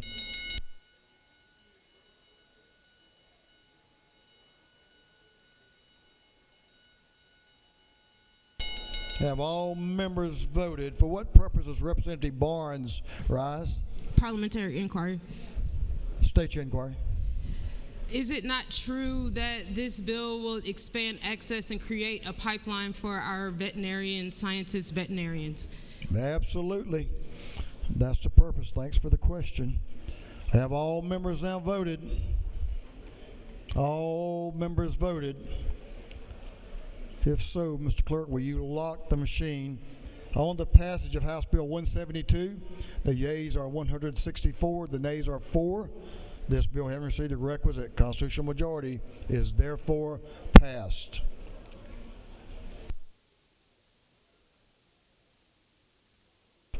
Mr. Clerk, will you read the caption of House Bill 222? House Bill 222 by Representative Blackman and the 146 and others to be entitled an act to amend Article 3 of Chapter 6, Title 17 of the Official Code of Georgia annotated relating to bonds in criminal proceedings so as to require the inclusion of certain contact information on such bonds. This bill having referred to the Committee on Judiciary, that committee recommends that this bill do pass. Thank you, Mr. Clerk. Chairman Blackman is recognized to present the bill. Chairman Blackman. Thank you, Mr. Speaker. Fellow members, bring before you House Bill 222 at the request of our clerk back home. This would add some additional contact information for the principal and the surety in court proceedings. I think the intent being that it would improve communication between the court and these agents. Be happy to stand for questions. You have one question, maybe two. You take as many as you want. Representative Jasmine Clark to your left has a question. Thank you, Mr. Speaker. Does the gentleman yield? Yes, ma'am. All right. Thank you for the bill. Just very quickly, line 12 specifically says legible, so I'm assuming that this is handwritten. Is that how that works? I would think in case that it is, yes, ma'am. Does the gentleman further yield? I'll try to. It's friendly. I promise it's not a gotcha question. I'm just really trying to understand, like, who decides if it's legible enough or not in this instance? Or are you just saying, like, not curse it? Like, exactly what does it mean for it to be legible? Because it's written in law, and I just want to make sure that people understand exactly what they need to do. Yeah, I'm assuming that as long as it's readable by the parties that need to be able to read it, and that is probably the best answer that I could give you, Madam Representative. Thank you for the question. Mr. Chairman, it might mean that a doctor didn't write it because you can't read anything they write. But we'll move on from there. Representative Smith, Tyler Paul Smith, to your left is recognized for a question. Does the gentleman yield? To the chairman, I do. Yes, sir. Is it not true that this bill ensures more efficient communication by requiring a comprehensive contact information being provided on these bonds and recognizances? I believe the gentleman knows of what he speaks, and that's the exact intent of the bill. Yes, sir. And would you further yield for one last question? Yes, sir, Mr. Chairman. Wouldn't we solve the whole problem of legibility by just printing with either manual typewriter or even a computer over that page? I'm sure that would. Yes, sir. Thank you. Gentleman has no further questions. All right. Well, I would thank this body for their consideration and yield the well. Thank you, Mr. Chairman. The gentleman's yielded the well. Is there any objection to the previous question being ordered? Hearing none, the previous question is ordered. Is there any objection to agreeing to the report of the committee, which was favorable to the passage of the bill? Hearing none, the report of the committee is agreed to. Shall this bill now pass? All in favor of the passage of the bill will vote yes. All those opposed will vote no. And Mr. Clerk, will you unlock the machine?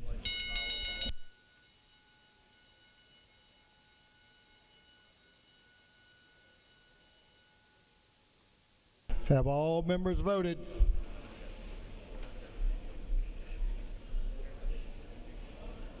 All members voted?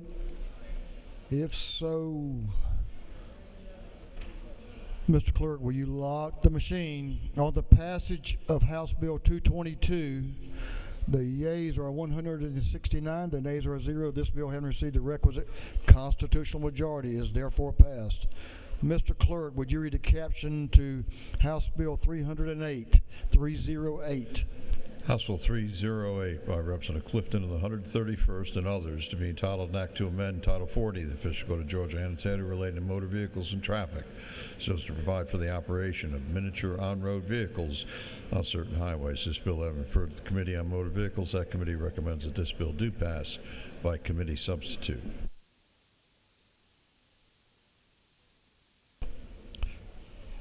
You ready, Representative Clifton? No pressure. You have all your family here in the house, and you have all your family back from back home here today. Let's see what you got. Representative Clifton is recognized to present the bill. Thank you, Mr. Speaker. Ladies and gentlemen of the House, I know we have a lot of bills today, so I will be short and sweet. As you see right here in a picture, this is a mini truck, and this is the mini truck bill. So essentially, there are a lot of trucks you may see driving around. They're American made. That is not currently the issue, but there are a lot of imports that come in. This bill allows trucks over 25 years old that have been imported into the state to be driven on county and municipal roads. That we are not going to highways, we are not going to interstates.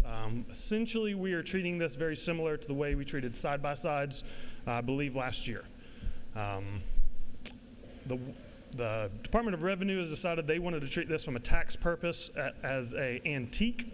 So every year, these will be evaluated at $100, and you will pay an annual fee of the $100 valuation times your millage rate. Again, I promised I'd be short and sweet, so with that, Mr. Speaker, I will stand for questions, and please go easy on me. I don't know about that. You have a lot of questions. It's more questions than we had morning orders. That's hard to believe, I know. Representative Gamble has a question. I think he has one of these vehicles. He's to your right up the aisle. Thank you, Mr. Speaker. Does the gentleman yield? Yes, sir. On line 151, it talks about operating a low-speed vehicle and inserts miniature on-road vehicle. Would this apply to a Hot Wheels or Matchbox truck? No, sir. It only requires the vehicles that are internal combustion engines. Okay. Thank you for clarifying. Yes, sir. I know this gentleman owns a couple of these. Chairman Wiedauer, to your right, is recognized for a serious question. Does the gentleman yield? Yes, sir. Your first bill? Yes, sir. You took a lot of time preparing for this today? The most time I've prepared for any bill so far. Okay, so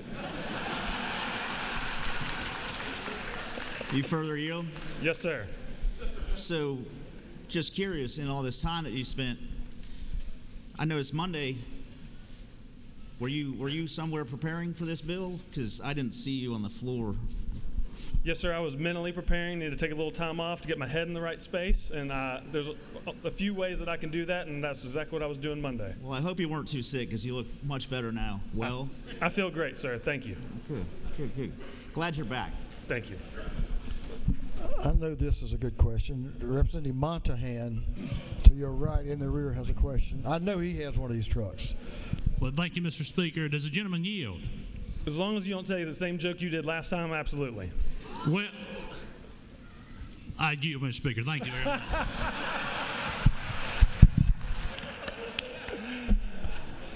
Call them out, brother, and we'll get to the bottom of this thing in a minute. Representative Stinson.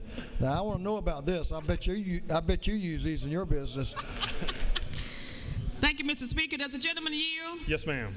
Is it not true that I own a hearse that's over 25 years old? So can my hearse be a part of your legislation to be considered an antique? Is your hearse under 4,000 pounds? With or without a body?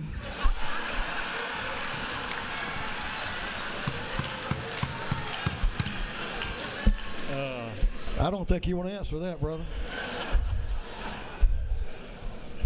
But you can, though. Go ahead.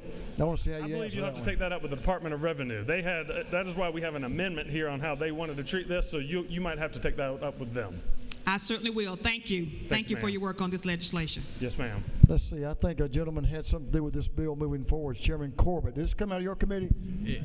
It did, sir. Let's hear about it then. Thank you, Mr. Speaker. Does the gentleman yield? Yes, sir. And I apologize for not asking this when it came through committee, but line 221, will you look at that for me? It says all laws and parts of laws in conflict with this act are repealed. What laws are we repealing? And I apologize for not asking in committee. That is a great question, and I will have to get back to you on the answer to that. Thank you.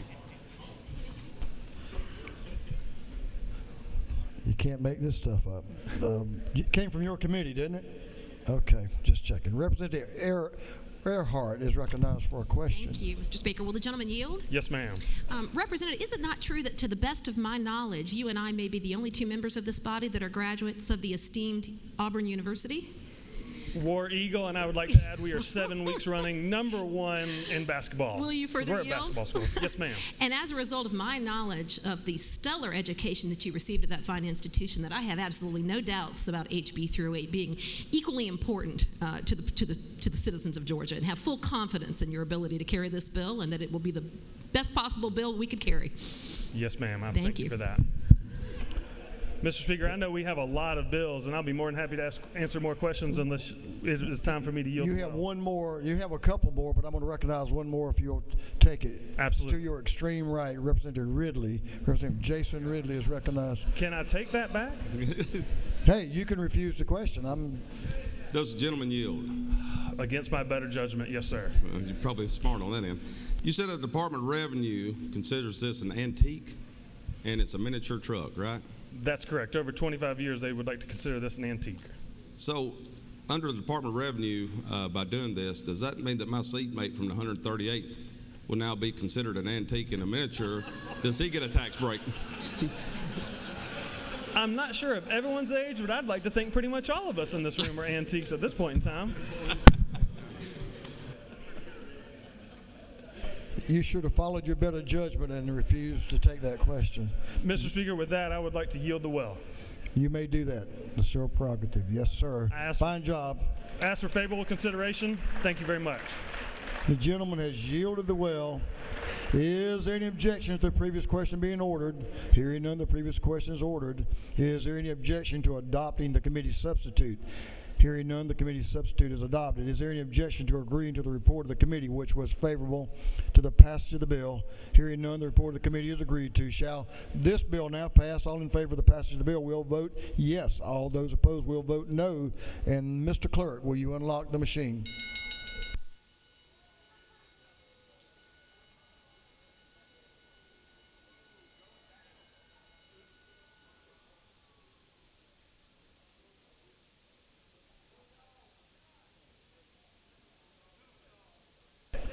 Have all members voted? For what purpose does Representative Martin rise? Parliamentary inquiry, Mr. Speaker. Is this about college athletics? It might be, yes, sir. Against my better judgment, state Isn't your it true inquiry. that the gentleman wasn't looking good there for a minute, and I was going to offer to table the gentleman's bill so he could get all the other people from Auburn that drive those mini trucks over here to help him out. We'll see how it works out.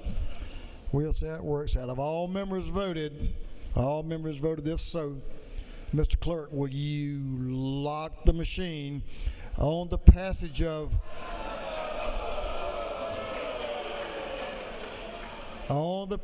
House Bill 308? The yeas are 170 and the nay is 1. This bill, having received the requisite constitutional majority, is therefore passed.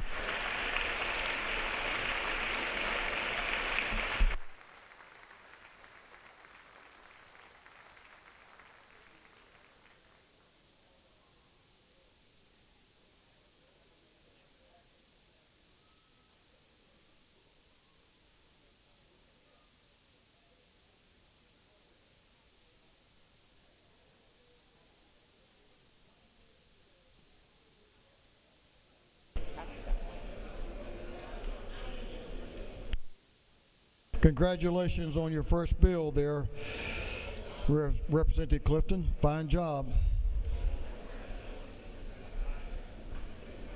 Okay, House members, we're going to call House Bill 108. Mr. Clerk, will you read the caption to House Bill 108?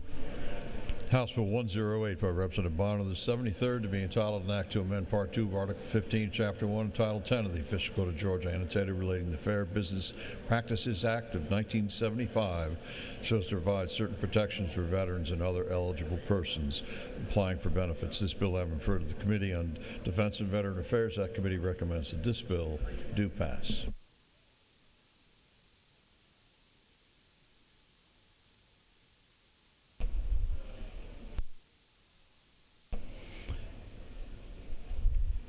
Chairman Bonner is recognized to present the bill. Chairman Bonner.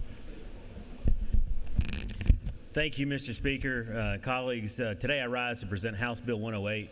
First, I would like to thank this body for all that you have done over the years for our veterans here in the state of Georgia. I'd also like to thank our Defense and Veteran Affairs Committee.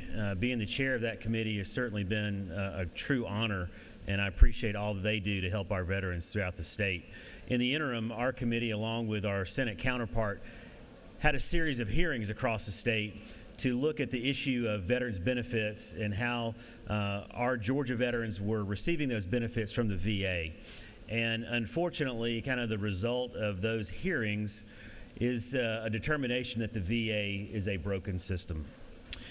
We certainly have high expectations for one of our former colleagues that is now serving as a secretary of the VA, but there's a great deal of work to be done. Currently, the backlog on appeals is over 300,000 claims. This means the average wait time, according to the VA, for appeals is upwards to 2.5 years. Most appeals take anywhere between 5 and 10 years. Now, this is no reflection on our own Georgia Department of Veteran Services. Commissioner Ross and her team are doing an outstanding job and doing all they can. And this is no reflection on our veteran service organizations like the VFW and the American Legion. Again, they are certainly doing all they can to keep up with the demand. We cannot fix the VA, but we can create a regulatory environment in Georgia that gives veterans an opportunity to obtain their benefits faster. House Bill 108 provides a free market option and allows our veterans to exercise their First Amendment rights. The bill creates the following guardrails for claim consultant companies. First, it requires a written agreement to include a disclosure that that individual can receive the exact same service for free from the VA or a veteran service organization.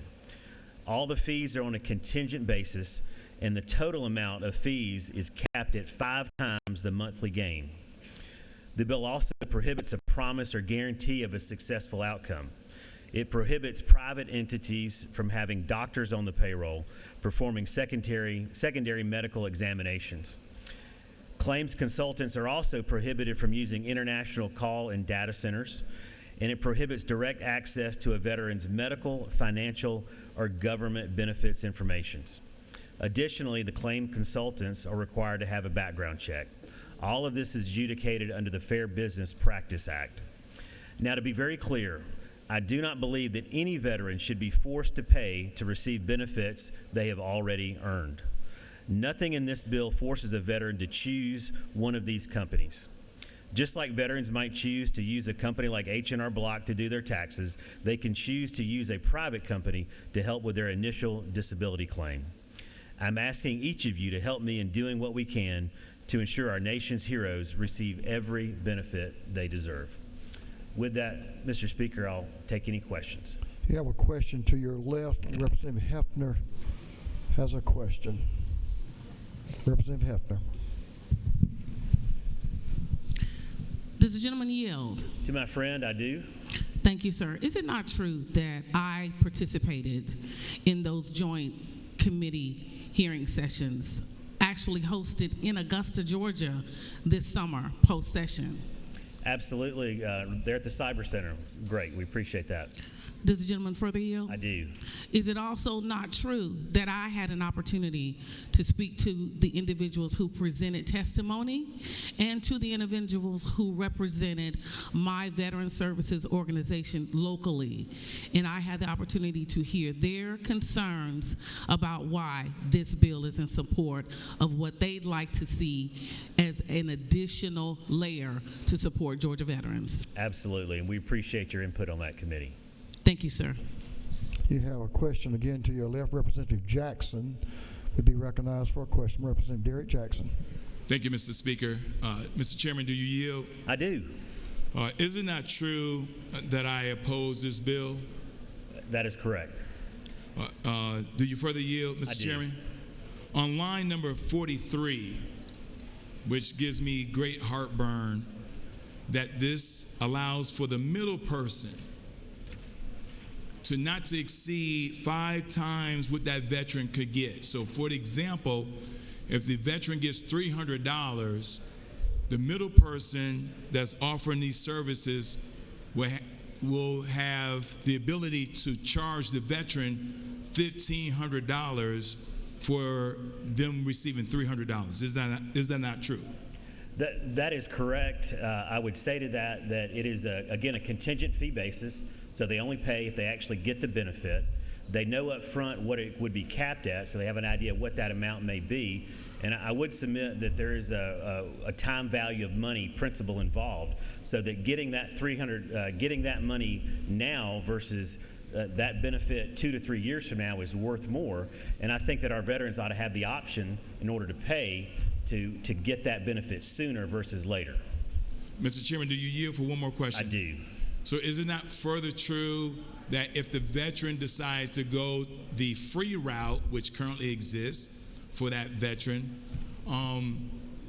the results will not change because the middle person cannot influence that process no differently than if they decide to go the free route?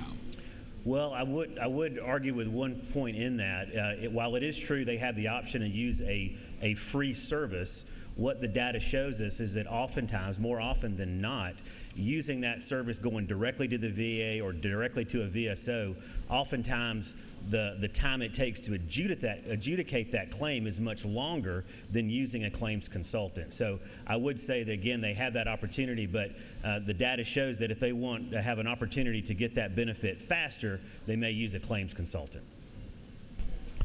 Thank you, gentlemen. I have let's have a question from a veteran. Chairman DeLoach is recognized for a question. Does the gentleman yield? To my friend, I do. Mr. Chairman, isn't it true that if we don't pass this bill, there's absolutely no limitation on what these services can charge? That is correct. These companies operate in Georgia now, so we have the choice to do nothing, which allows these companies to operate in unregulated, or we have the opportunity to put in guardrails that protects our veterans. Thank you very much for the bill. Thank you. Gentlemen, further yield? I'll yield for one more question, Mr. Speaker. To your right, Representative David Clark. Representative Clark has a bill. Does the gentleman yield for a question? I do. Is it not true that House Bill 108 holds bad actors accountable for misleading veterans when they're seeking the benefits? Absolutely. Thank you. Great bill. Thank you, Mr. Speaker. I'd ask for your favorable consideration, and I yield the will. We do have, thank you. The gentleman has yielded the will. We do have a speaker on the bill. Representative Sandra Scott is recognized to speak to the bill. Representative Scott.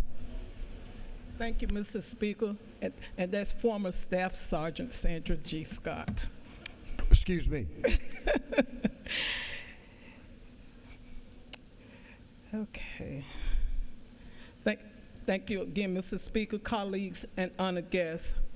I rise today in strong support of House Bill 108, the Safeguarding American Veteran Empowerment Act, or the SAVE Act.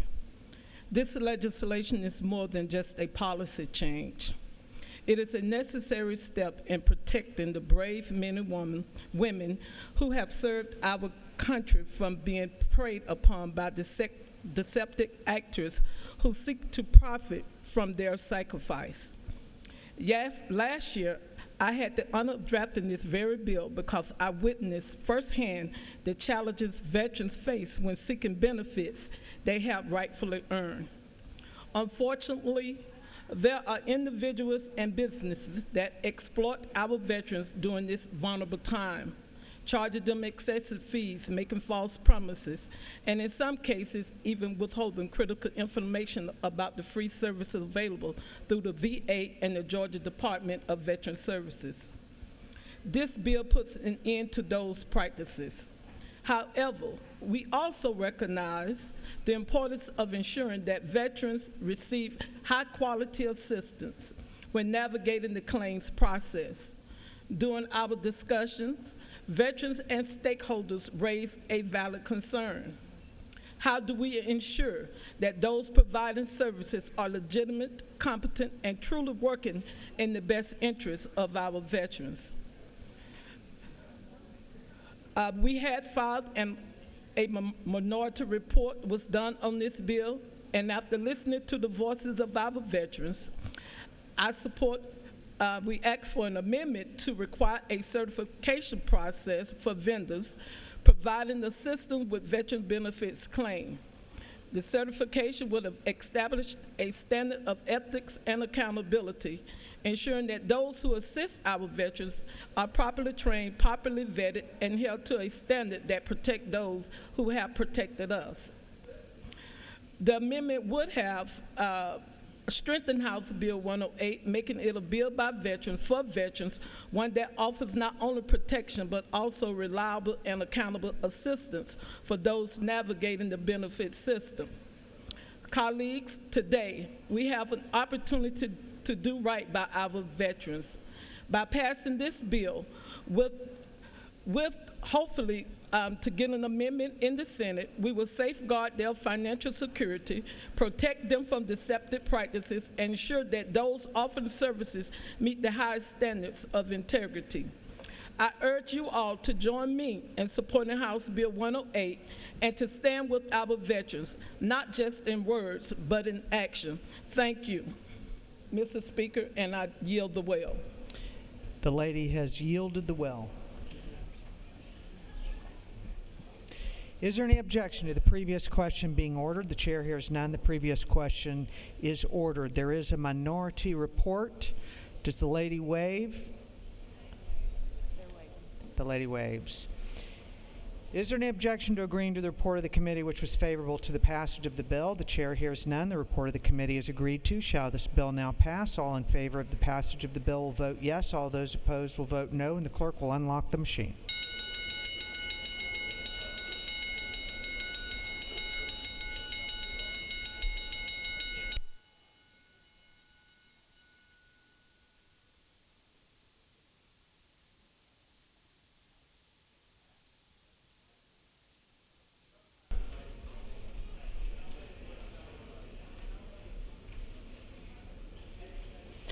Have all members voted?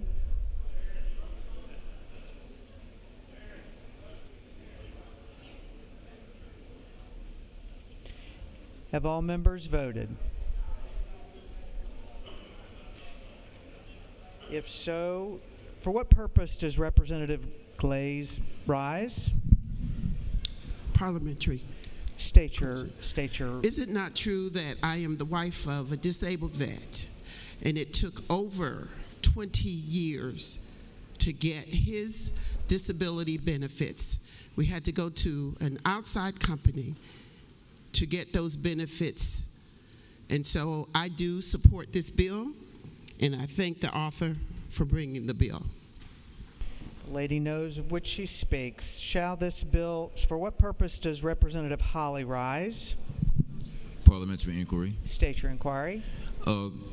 Madam Speaker, is it not true that while I certainly support this bill, I think that it's going to be able to help our veterans, but certainly we need to be cautious in the future to make sure that we are not excluding those persons who are in an assistive capacity, and possibly by doing so, by making sure that we are being careful with the words that we put in the bill so as to not be exclusive.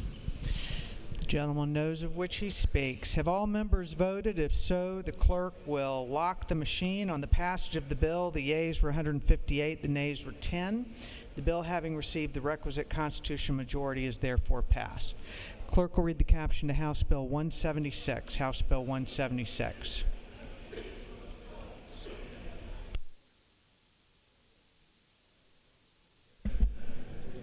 House Bill 176 by Representative Smith of the 18th and others, to be entitled an act to amend Title V of the Official Code of Georgia annotated relating to appeal in error so as to change a provision relating to judgments deemed directly appealable. This bill I referred to the Committee on Judiciary and Non-Civil. That committee recommends that this bill do pass by committee substitute. Chair recognizes Chairman Smith to present the bill. Thank you, Madam Speaker. Members of the House, I come to you today with a bill that we passed out of this great House last year, and word reached my ears that apparently there was a printing problem. I don't know whether it was it ran out of paper or we just need to go plug the darn thing back in over there, but I think we've got a good group that'll go over there and help them with their technical difficulties this year if they run into that same situation. Ladies and gentlemen, just to go over briefly, Section 1 of this bill would make direct appeals of a conviction available when some charges are on the dead docket. Section 2 would make a direct appeal of a guilty plea subject to judicial discretion. And Section 2-1 would actually allow prosecutors more time to respond to amended motions for a new trial.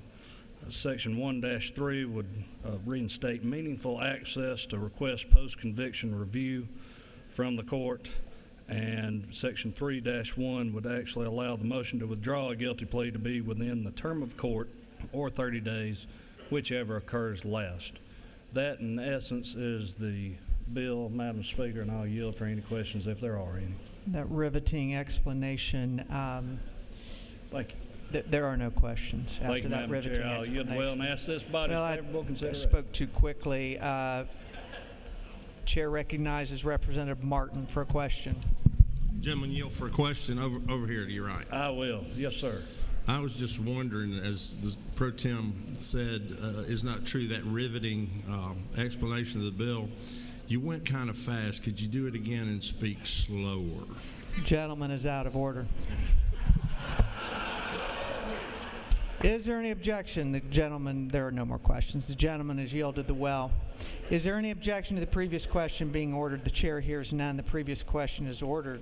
Is there any objection to adopting the committee substitute? The chair hears none. The committee substitute is adopted. Is there any objection to agreeing to the report of the committee which was favorable to the passage of the bill? The chair hears none. The report of the committee is agreed to. Shall this bill now pass? All in favor of the passage of the bill will vote yes. All of those opposed will vote no, and the clerk will unlock the machine.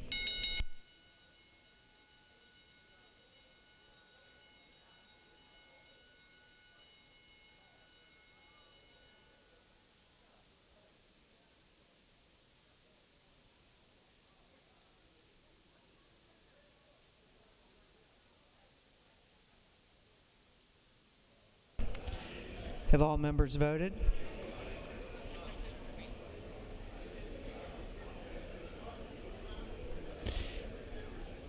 Have all members voted? If so, the clerk will lock the machine on the passage of the bill. The yeas were 168, the nays were 0. The bill, having received the requisite constitutional majority, is therefore passed. Clerk will read the caption to House Bill 253. House Bill 253. House Bill 253 by Representative Clark of the 100th and others to be entitled an act to amend Chapter 11 of Title 15 and Article 1 of Chapter 9 and Title 19 of the Official Code of Georgia annotated relating to juvenile code and general provisions relative to child custody proceedings so as to enact Ethan's Law. This bill having referred to the Committee on Judiciary Juvenile. That committee recommends that this bill do pass by committee substitute. Chair recognizes Representative Clark to present the bill. Thank you, Madam Speaker. I'm honored to present House Bill 253 called Ethan's Law. It's a measure designed to better protect children and parents subject to child custody orders issued by Superior Courts. Under current law, Superior Court judges can order children to attend reunification camps outside of Georgia. This not only removes the child from our jurisdiction, an issue in itself, but also violates parental rights. Parents with sole custody are being forced, under court order and threat of contempt, to send their children across state lines for reunification with a parent who is previously deemed unfit for custody. This is unacceptable, especially when Georgia has thousands of qualified counselors, therapists, and mental health professionals available to provide support within our state. Ethan's Law would also protect judges. Many Superior Court judges in Georgia are not fully informed about the realities of reunification camps and have not heard from victims. As a result, they may not fully grasp the lifelong trauma these rulings can create. By passing this bill, we ensure that no child is subject to unnecessary harm and that Georgia retains authority over its most vulnerable citizens. House Bill 253 is about safeguarding children, upholding parental rights, and ensuring that our judicial system is informed and responsible.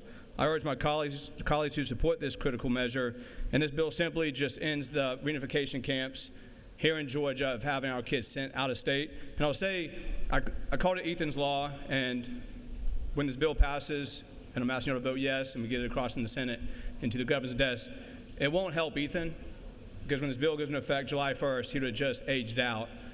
But what it's going to do is help so many other kids from not going through this process. And I was talking to his brother Owen, and he had aged out last year, and I was talking to him, and I mentioned about an amazing book called The Comeback by Louis Giglio, and that book really hit me. It talked about God would take us through things, and sometimes horrendous, terrible, but he uses it because he knows that you can handle it, and he's going to use it to literally save another human life who can't handle what you just went through. And I told Owen that, and I just encourage y'all, if y'all going through this type of situations, but that's what this bill will do, and it'll carry on the legacy of Ethan and even his brother Owen, who went through the system.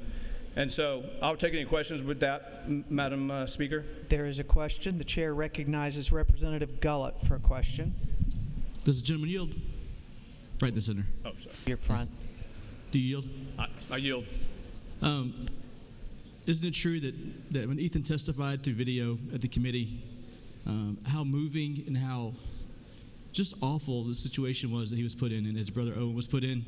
And I'm so appreciative of you meeting with him, God putting you together, but you're bringing the bill to fix this. So hopefully no other kids go through this. Exactly. And thank you for your support on this measure and working with me on this bill. Thank you so much. Chair recognizes Representative Corbett for a question. Thank you, Madam Speaker. Does the gentleman yield? I yield. Don't you have a couple of constituents over here in the corner that might be interested in this bill as well? I do. One's the stepmom to Ethan, an amazing woman, and what brought this to my attention and got to know the family. And then another one, Nathan, he's going through the same thing with his kids, heartbreaking. So, great bill. Thank you for this bringing bill will mean a lot to pass it right here for those two families and many other families throughout Georgia.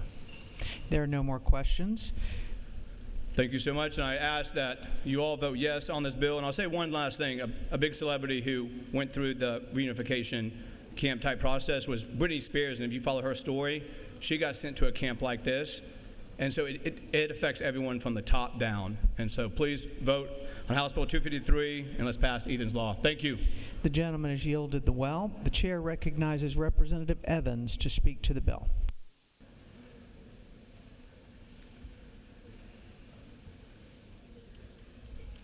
Thank you, Madam Speaker. Ladies and gentlemen, I rise in support of House Bill 253.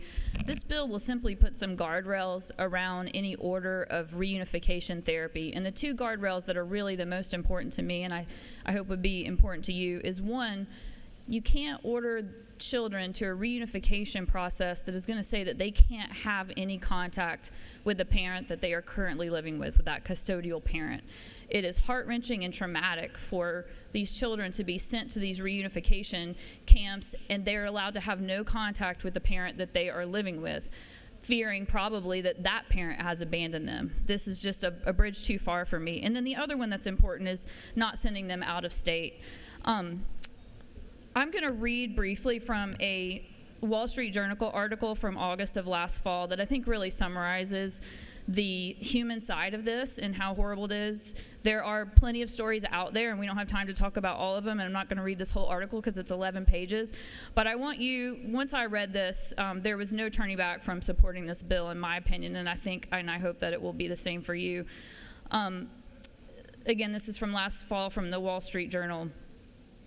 Tori, a 16-year-old at the time, and her 12-year-old brother were whisked away from their mother at the Maricopa County Courthouse by four strangers in a white minivan on the morning of May 27, 2021. The strangers wouldn't tell Tori and her brother where they were going, she recalled, as the siblings held hands and cried in the back seat. After hours on the interstate, they arrived at a hotel somewhere by the ocean. The strangers, 3 men and 1 woman, barricaded the door to their room with furniture so they couldn't leave. The next morning, Tori, 16 years old, remembers one of them saying, "You're going to have a meeting with your father now." What Tori didn't know was that a judge had ordered the children to attend a 4-day family reunification program in Ventura, California with their father. The judge determined it was the only way to repair their relationship, damaged during a decade-long custody battle. The children had been living mostly with their mother and resisted seeing their dad because of his temper, Tori said. But court-appointed evaluators determined that the mother was poisoning the kids against their father, and she was suddenly barred from contacting her children at all. It would be around 2 years before Tori and her brother saw or talked to their mother again.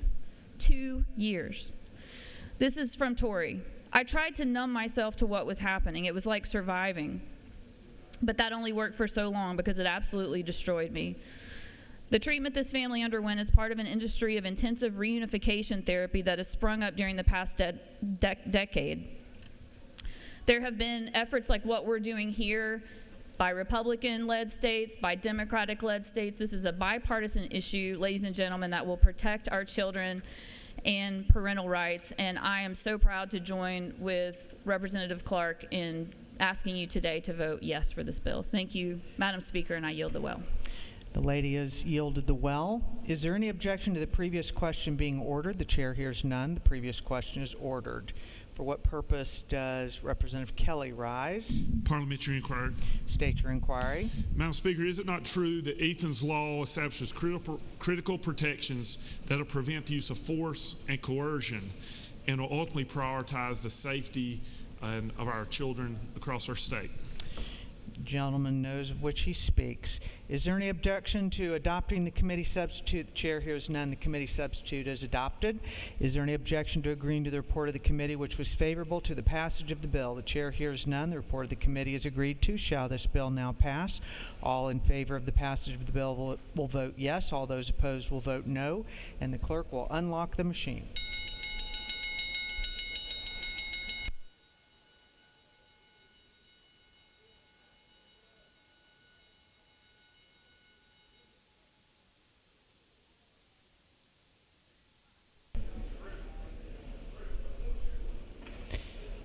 Have all members voted?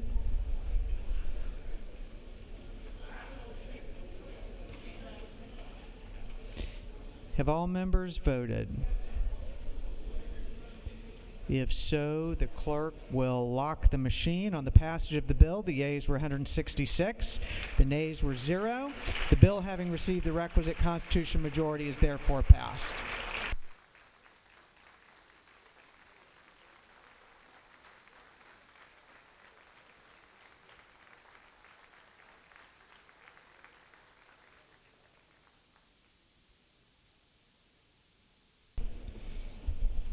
Mr. Clerk, will you read the caption of House Bill 156? House Bill 156 by Representative Jones, the 25th, and others, being titled an act to amend Chapter 1 of Title 6 of the Official Code of Georgia, annotated, relating the general provisions relative to aviation so as to provide the Department of Transportation with authority over vertiports. This bill has been referred to the Committee on Technology and Infrastructure Innovation. That committee recommends that this bill do pass by committee substitute. Chair recognizes Representative Todd Jones. Chairman Jones is recognized to present the bill. House Bill 156. Thank you, Mr. Speaker. Exciting day here in Georgia, potentially bringing air taxi transportation to our great state. What HB 156 does is merely put into code the definition of a vertiport, which will effectively facilitate the use of air taxis in our state. And I thought, instead of explaining what an air taxi is, I thought I would basically first and foremost acknowledge a Georgia-based company manufacturing air taxis in our great state, Archer, who's up in the gallery. We appreciate them being here. And I'd like to cue a video so you can see an air taxi in business.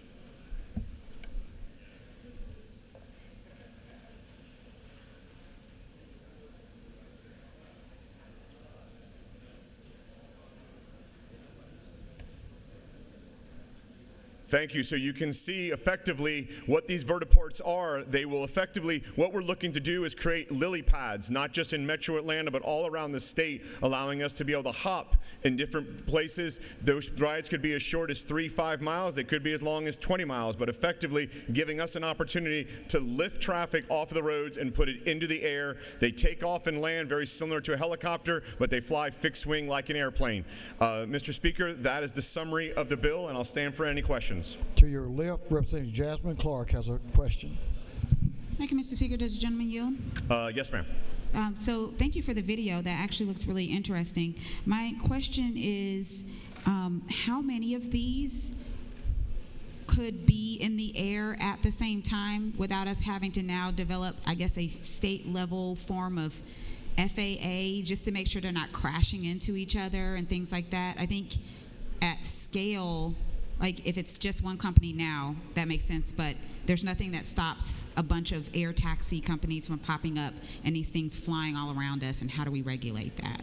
Yes, so Representative, thank you very much for the question. And I want to be clear, they are the only one in Georgia manufacturing, but there are other air taxi companies manufacturing in other states that they should change their mind and come to our great state and manufacture their product. But that stated, the FAA is consistently putting out new rules, just like they have rules in terms of where the helicopters have to fly, where airplanes have to fly, where no-fly zones are at, where TFRs are at. And we have zones 1, I believe, through 4 within the FAA law. We'll have the exact same type of operations when they get functional next year. All right, thank you. Okay, thank you. How about if we have a question from a pilot, Mr. Chairman? Chairman LaHood, to your right, is recognized for a question. Does the gentleman yield? Yes, sir.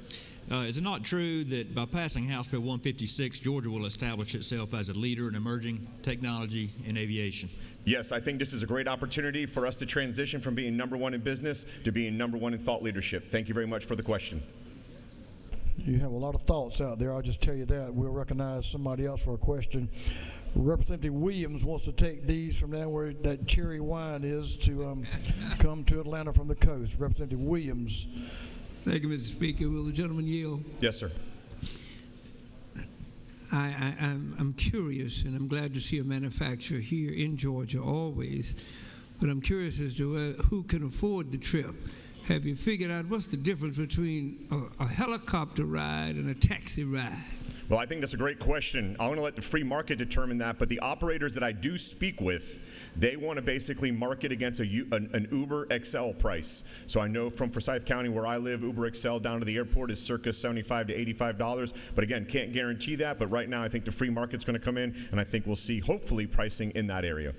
Will the gentleman yield for further questions? Yes, sir. I love your optimism.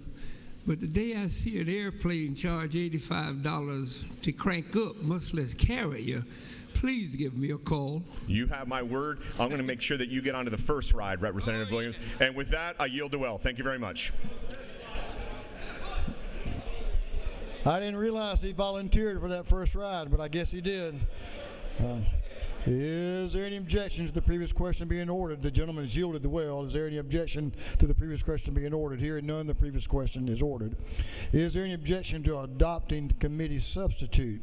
Hearing none, the committee's substitute is adopted. Is there any objection to agreeing to the report of the committee, which was favorable to the passage of the bill? Hearing none, the report of the committee is agreed to. Shall this bill now pass? All in favor of the passage of the bill will vote yes. All those opposed will vote no. And Mr. Clerk, will you unlock the machine?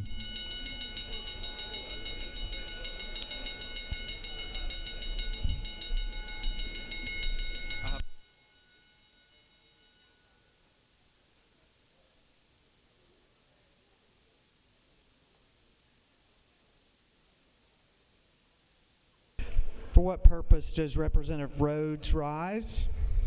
Parliamentary inquiry. State your inquiry. Is it not true that the question is, will these machines fly better and straighter than the basketball did last night for the Florida Gators? Well, that's an interesting question, and one that I'm sure the chairman would love to respond to. For what purpose does Representative Crow rise? Parliamentary inquiry. State your inquiry. Thank you, Madam Speaker. Is it not true that if this bill is passed, the Department of Transportation will have the necessary authority to implement safety and operational guidelines for vertiports across the state? I'm sure the gentleman knows of which he speaks. For what purpose does Representative Fleming rise? Parliamentary inquiry, Madam Speaker. State your inquiry. Is it not true that this aircraft that we saw in the video a minute ago will be manufactured in the 114th House District in Covington, Georgia? And is it not further true that this company has made a significant investment into Georgia? I'm sure the gentleman knows of which he speaks. For what purpose does Representative Adenia rise? Parliamentary inquiry. State your inquiry. Is it not true that this category of aircraft will be a new category in the last 80 years, showing how much progress we've made in transportation and technology? Gentleman clearly knows of which he speaks. For what purpose does Representative Jones rise? Parliamentary inquiry. State your inquiry. In addition to Representative Fleming's comments about Archer's investment into our state, isn't it also true that the founder is a University of Florida Gator? Well, that's hard to believe, but I'm sure the gentleman believes that to be true.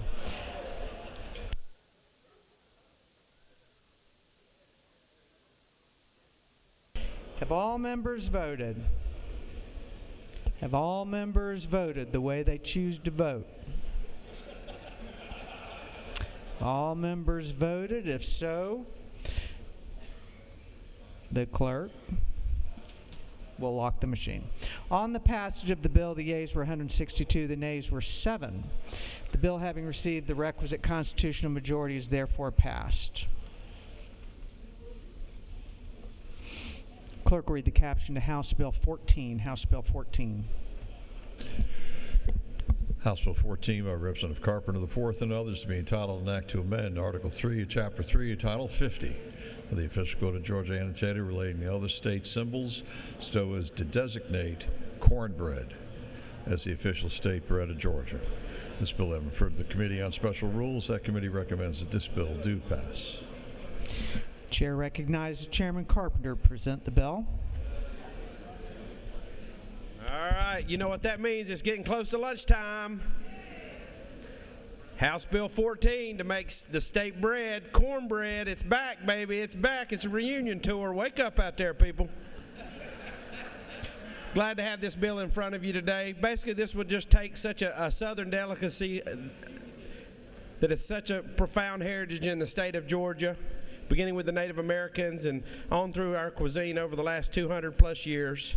Making cornbread the state bread will solidify our position in the nation as one of the best culinary places to visit, and I appreciate your favorable support.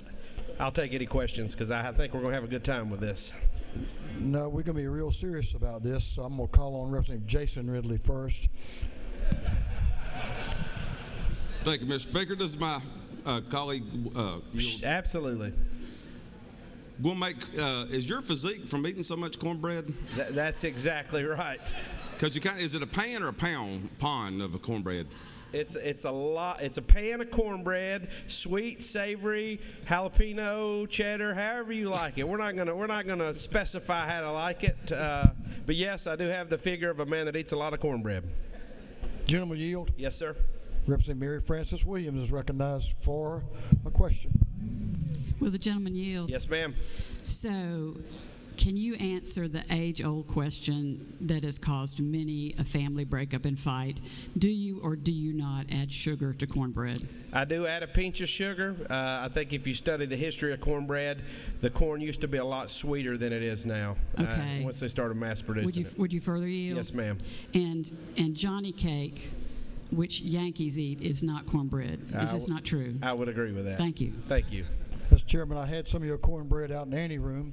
I escaped the floor and had some beans and cornbread. It's excellent. Thank you. I appreciate Thank you for doing that. Absolutely. I knew it'd be a long day. It will be. For what purpose does Representative Cox rise? Well, for a question, I'm sorry. Yes, I've got to think about that cornbread I just ate. That stuff's good. It's got our mind working here. Yes, sir. I yield. Representative Cox is recognized for a question. Thank you. Is it not true that I was against this bill until I tried said cornbread in the anteroom? I think that is true. Okay, further, yes. Is it also a possibility that we could label any cornbread not made from this state as foreign cornbread? I don't think we're going to go that far. I don't think we'll go that far. Thank you. Thank you. Representative Flanoy is recognized for a question. To your left, the gentleman's recognized. Ah, there it is. Thank you, Mr. Speaker. Will the gentleman yield? Yes, sir. I yield. So I have a pretty serious question. All right. I might need some clarification. So is cornbread supposed to be made in a skillet on top of the stove or in an oven? Can we clarify that? I think it can go either way, but I'm an in the stove kind of guy. Modern efficiencies. I think with that, Speaker, we'll yield the way, and I look forward to your favorable consideration. Thank you, Mr. Chairman, and thanks for the cornbread as well. Gentlemen, has yielded the will. Is there any objection to the previous question being ordered? Is there? Hearing none, the question is ordered. Is there any objection to agreeing to the report of the committee, which was favorable to the passage of the bill?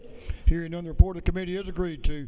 Shall this bill now pass? All in favor of the passage of the bill will vote yes. All those opposed will vote no. And Mr. Clerk, will you unlock the machine?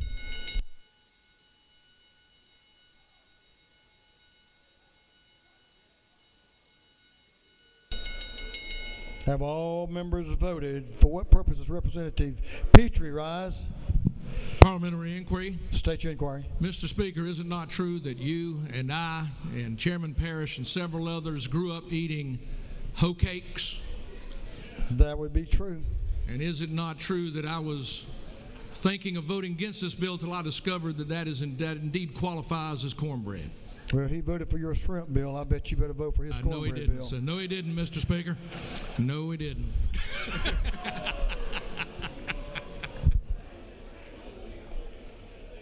Well, he's voting against his own bill, so that's fine. I guess he can do that. For what purpose does Representative Saines rise? Parliamentary inquiry. State your inquiry. Is it not true that given the supplemental information we've received in this room to the west of us, that we appreciate the wisdom of the Rules Chairman to ensure that food symbol bills are brought to our attention when there are additional bills on the calendar? Thank you for feeding us. I think so, yeah. Whatever you said. I have one more parliamentary inquiry, and that's going to see for what purpose does Representative Moore rise? Parliamentary inquiry. State your inquiry. Isn't it true that I have a bill out there on the floor getting ready to come through committee that will make the cornbread the official bread to the official dipping sauce of Georgia for collard greens? Hey, not to be outdone. Those collard greens are special to Georgia, too.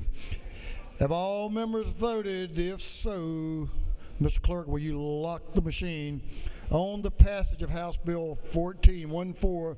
The yeas are 157, the nays are 4. This bill, having received the requisite constitutional majority, is therefore passed. Mr. Clerk, will you read a caption to House Bill 233?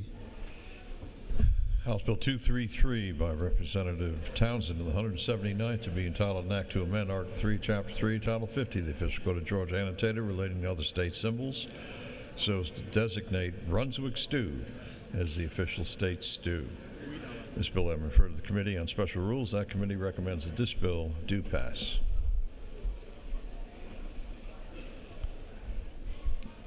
Let's see, the gentleman's going to present the bill from the city who lends their name to this particular type of stew, right? Yes, sir. Representative Townsend is recognized to present the bill. Thank you, Mr. Speaker. I'm proud to represent Brunswick, and it is home of the Brunswick stew. It originated back in the 1800s, and there's a county, Virginia, that claims differently, but you know how Virginians are anyway. I'm proud to say this has an economic and historical significance. We have a stew bully every year, raise over $20,000 having a little stew taste off. But you can find the best Brunswick stew down in South Georgia and, of course, down on the coast.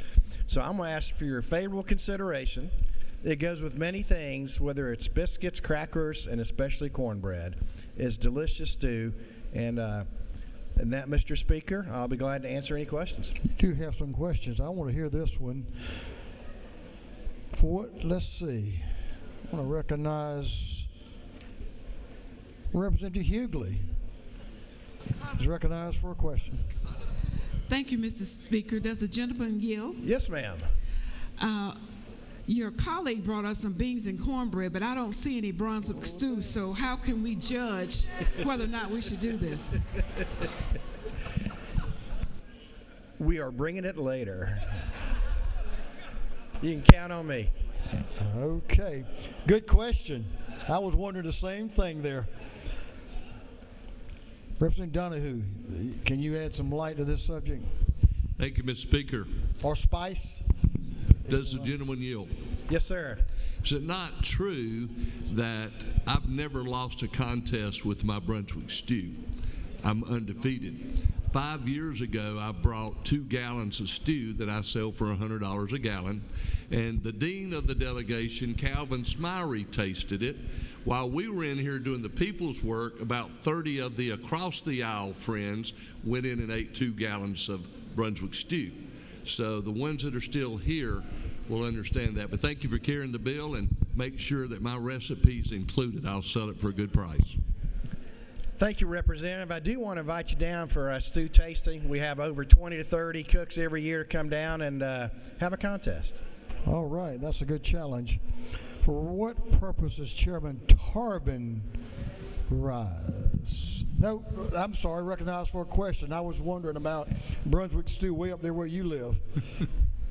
Gentleman Yield? Yes, sir. Is it not true that the last question proves that no matter where you live, everybody lives in a small enough town to win a contest? Yes, sir. But do they have tasty stew?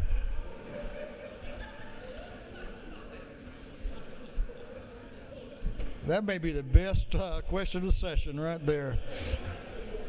You want to yield for one more question? Yes, sir. We'll take one more. Okay. Representative Paris has a question to your left. Thank you, Mr. Speaker. I'm sorry. To the right in the back. I'm sorry. Okay. There you go. Yes, sir. Does the gentleman yield? Yes, ma'am. Is it not true that if you took a poll in here today that this bill would lose? Like, I didn't hear you. What's that? If you took a poll in here today, would it not be that 51% of these people would say they don't like Brunswick stew? It would still be the best stew in Georgia. To make it the Thank official you, sir. state stew. Thank you. Yeah, we're about to find out. And that is a historic certificates on the board that you can see as well, Mr. Speaker, and that I'll yield the well. We appreciate it. The gentleman has yielded the well. Is there any objection to the previous question being ordered? The chair here has done. The previous question is ordered. Is there any objection to agreeing to the report of the committee, which was favorable to the passage of the bill? Hearing none, the report of the committee is agreed to. Shall this bill now pass? All in favor of the passage of the bill will vote yes. All those opposed will vote no. And Mr. Clerk, will you unlock the machine?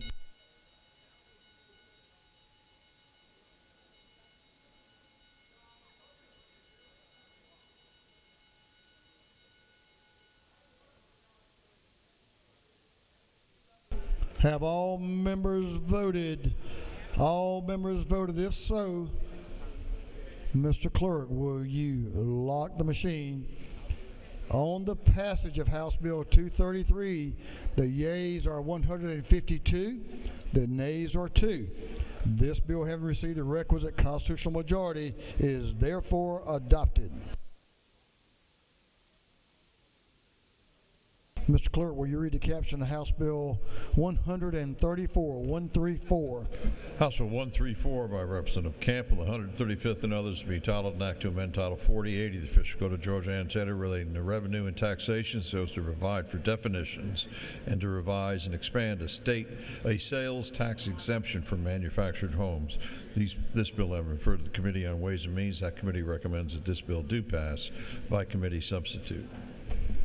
Representative Camp is recognized to present the bill. Thank you, Mr. Speaker. This is an important bill to me because it removes barriers to entry for individuals who are looking to become homeowners. House Bill 34 amends state law only slightly. Right now, when someone purchases a manufactured home and they go and they turn it into real property, convert it to real property, they can get 50% of the sales tax back, but only the state tax. This amends it slightly to include local tax. So for an individual that's buying a manufactured home, it puts it more parity in line with someone buying a stick-built home. And Mr. Speaker, I'm open for any questions. Lady has no questions. Thank you, Mr. Speaker. I ask for favorable consideration on this bill. Thank you. Lady has yielded well. Is there any objection to the previous question being ordered? Hearing none, the previous question is ordered. Is there any objection to adopting the committee's substitute? Hearing none, the committee's substitute is adopted. Is there any question to agree to the report of the committee, which was favorable to the passage of the bill? Hearing none, the report of the committee is agreed to. Shall this bill now pass? All in favor of the passage of the bill will vote yes. All those opposed will vote no. And Mr. Clerk, will you unlock the machine?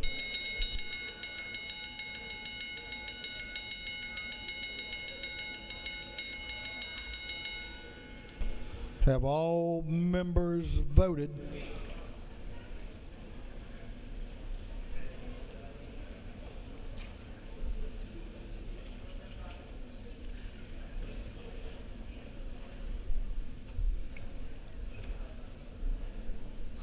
All members voted. If so, Mr. Clerk, will you lock the machine? On the passage of House Bill 134, the yeas are 160, the nays are 0. This bill, having received the requisite constitutional majority, is therefore passed. Mr. Clerk, will you read the caption to House Bill 131? House Bill 131 by Representative Reeves, the 99th, and others to be entitled an act to amend Article 5 of Chapter 4, Title 10 of the Official Code of Georgia Annotated relating to self-service storage facilities so as to revise the advertisement requirements before an owner of a self-service storage facility can enforce an owner's lien. This bill I referred to the Committee on Judiciary. That committee recommends that this bill do pass. Representative Matt Reeves is recognized to present the bill. The gentleman has the well. Thank you, Speaker Burns. Members of the House, the word bipartisan was used earlier.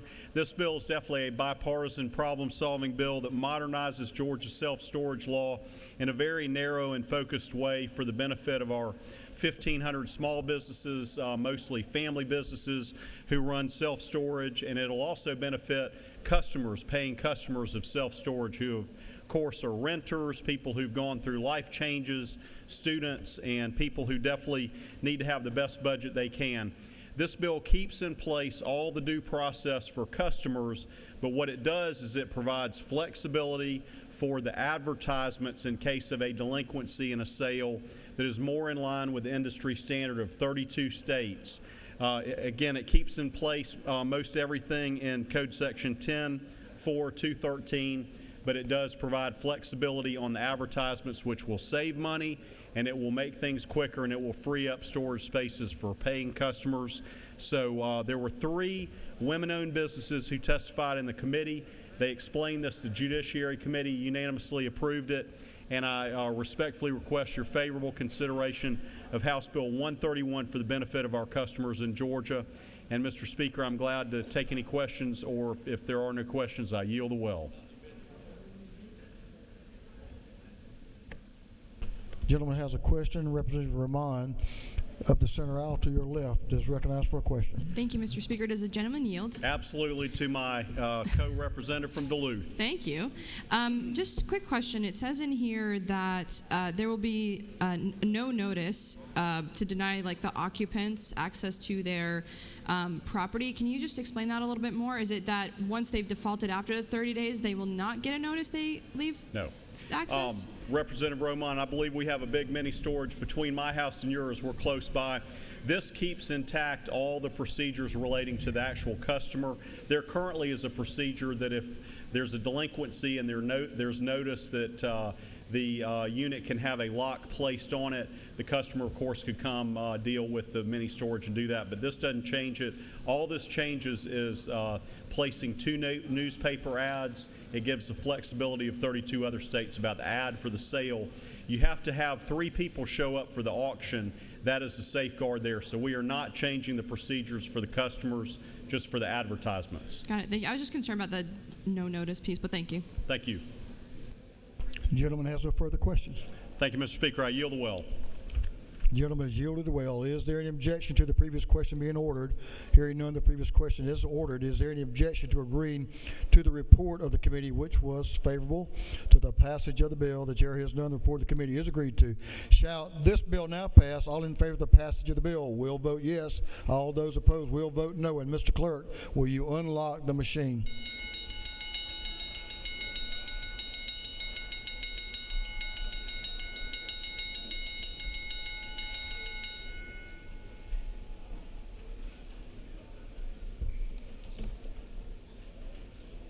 Have all members voted?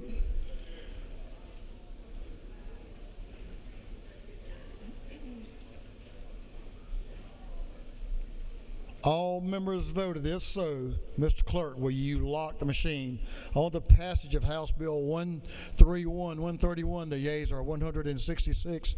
The nays are 0. This bill, having received a requisite constitutional majority, is therefore passed. Mr. Clerk, will you read the caption to House Bill 392? 392. House Bill 392 by Representative Martin of the 49th and others to be titled an act to amend Chapter 5B, Title 15 of the Official Code of Georgia, annotated relating to tax courts, so as revised the dates for certain events regarding the Georgia tax court. This bill having referred to the Committee on Judiciary, that committee recommends that this bill do pass. Chairman Chuck Martin is recognized to present the will. Ladies and gentlemen, for those that were here last year, you'll remember we passed 2 measures to move the tax tribunal from the executive branch to the judicial branch. That required 2 things. It required a constitutional amendment, which passed in November, and we also passed the underlying legislation. I will dispense from the details of why that move was necessary, because most people that were here heard that last year. If there are questions about that, I can get with you offline here. What this bill does today is specifically correct some dates in the enabling legislation to allow the court to be implemented in the best possible manner so that our citizens will not see any interruption. So if you have questions about why we moved from the executive branch to the judicial branch, that happened last year and is in law. This is just a fix to that. With that, Mr. Speaker, I'd ask for the House's favorable consideration of House Bill 392. If there are no questions, I'll yield the well. The gentleman has one question to your left. Representative Kelly is recognized for a question. Thank you, Mr. Speaker. The gentleman yield? Yes, sir. Chairman Martin, just so everyone is clear, whose bill are we correcting from last year? Well, I'm going to go with that and thank my sponsors of that bill last year. I believe they involved maybe the chairman of the judiciary, but I will take credit that we are correcting the gentleman from Alpharetta, Chuck Martin's bill from last year. I would all. Can I at least hit back? You have to. I would thank the learned member of the Judiciary Committee for not, calling me out on it last year, but waiting to embarrass me in the well today. We all have to admit our shortcomings. Yes, sir. If there are no further questions, I know people are ready for lunch. I yield the well. The gentleman has no further questions. He's yielded the well. Is there any objection to the previous question being ordered? Hearing none, the previous question is ordered. Is there an objection to agreeing to the report of the committee, which was favorable to the passage of the bill? Hearing none, the report of the committee is agreed to. Shall this bill now pass? All in favor of the passage of the bill will vote yes. All those opposed will vote no. And Mr. Clerk, will you unlock the machine?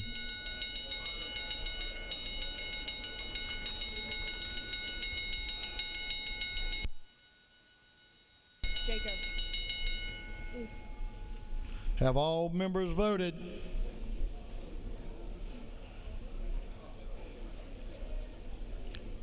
All members voted. If so, the clerk will lock the machine. On the passage of House Bill 392, the yeas are 164, the nays are 0. This bill, having received the requisite constitutional majority, is therefore passed. Mr. Clerk, will you read the caption of House Bill 171? House Bill 171 by Representative Thomas, the 21st, and others being entitled an act to amend Part 1 of Article 3, Chapter 12, of Title 16 of the Official Code of Georgia annotated relating to general provisions relative to obscenity and related offenses, so as to repeal and replace Code Section 16-1280. This bill having referred to the Committee on Judiciary and Non-Civil, that committee recommends that this bill do pass by committee substitute. Representative Brad Thomas is recognized to present the bill. Thank you, Mr. Speaker. Today I stand before you to discuss House Bill 171, LC number 481512S, the Ensuring Accountability for Illegal AI Activities Act. This bill addresses one of today's biggest issues, and that's the transformation of traditional crimes through the use of artificial intelligence. Through history, humanity has grappled with crimes that shock the conscience. However, with the advent of advancing technologies, particularly AI, these old crimes have taken a new and more sinister form. AI is a remarkable tool. It has the potential to help humankind do incredible things. I truly believe that we can obliterate illiteracy in this state. It has a capability to perform medical examinations beyond superhuman. But unfortunately, it can also be used in misused in many ways that can not only amplify the speed of a criminal can perpetrate acts, but the grief it inflicts on its victims. AI technology has enabled the creation of highly realistic and believable simulations. This capability, while innovative, poses significant risks to Georgia when used unethically. One of the most heinous misuses we see today involves the generation of computer-generated obscene material depicting our children. These are not mere images, they are realistic simulations that can be indistinguishable from reality. These AIs, to make everyone clear, they're trained on the faces of our children and our grandchildren. They're taken from photographs and videos that these criminals obtain online. Under HB 171, we'll address these crimes directly by making the distribution of AI-generated obscene material depicting children a felony offense, punishable with prison term. This bill serves as a strong deterrent against the exploitation of AI technology to create and distribute such harmful material. Additionally, the scope of HB 171 extends beyond protecting children. It acknowledges and tackles other AI-related offenses targeting the most vulnerable populations. That includes disabled adults, and those that are dealing with stalking, whether it be regular or aggravated, and interfering fraudulently with our elections. We use the definition, a homegrown AI definition that's now become the gold standard across the United States. And in conclusion, it's a necessary step forward to adapt our legal system to the challenges posed by rapid technological advancements. I thank you very much, Mr. Speaker, and I'd be happy to take any questions. Gentleman has no questions. I'll be happy to yield for him. You have no questions. Oh, thank you, Mr. Speaker. With that, I yield the well. Means you did a good job. The gentleman has yielded the well. Is there any objection to the previous question being ordered? Hearing none, the previous question is ordered. Is there any objection to adopting the committee's substitute? Hearing none, the committee's substitute is adopted. Is there any objection to agreeing to the report of the committee, which was favorable to the passage of the bill? Hearing none, the report of the committee is agreed to. Shall this bill now pass? All in favor of the passage of the bill will vote yes. All those opposed will vote no. And Mr. Clerk, will you unlock the machine?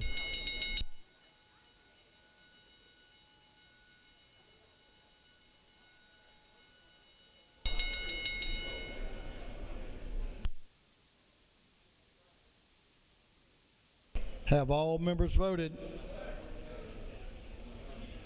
All members voted. If so, Mr. Clerk, will you lock the machine? On the passage of House Bill 171, the yeas are 160. The yeas are 160, the nays are 0. This bill, having received the requisite constitutional majority, is therefore passed. Mr. Clerk, will you read the caption to House Bill 444, 444? House Bill 444 by Representative Silcox of the 53rd and others to be entitled an act to amend Chapter 4, Title 1 of the Official Code of Georgia annotated relating to holidays and observances so as to designate April of each year as Georgia Native Plant Month. This bill having referred to the Committee on Special Rules, that committee recommends that this bill do pass. Representative Deborah Silcox is recognized to present the bill. Chairlady Silcox. Thank you, Mr. Speaker. Ladies and gentlemen, I bring to you today House Bill 444 on behalf of the Native Plant Society and the Garden Clubs of Georgia to designate April as Native Plant Month. Native plants are better able to respond to drought and forest fires. They help maintain the balance of our ecosystem. They help reduce erosion and provide food for nesting and nesting materials for animals, birds, butterflies, and pollinators. By designating April as Native Plant Month, the goal is to bring awareness of the importance of planting native plants to keep Georgia healthier for animals and humans. I would ask for your favorable consideration. The lady has no questions. I will yield the well. Thank you. She's yielded the well. Is there any objection to the previous question being ordered? Hearing none, the previous question is ordered. Is there any objection to agreeing to the report of the committee which was favorable to the passage of the bill? Hearing none, the report of the committee is agreed to. Shall this bill now pass? All in favor of the passage of the bill will vote yes. All those opposed will vote no. And Mr. Clerk, will you unlock the machine?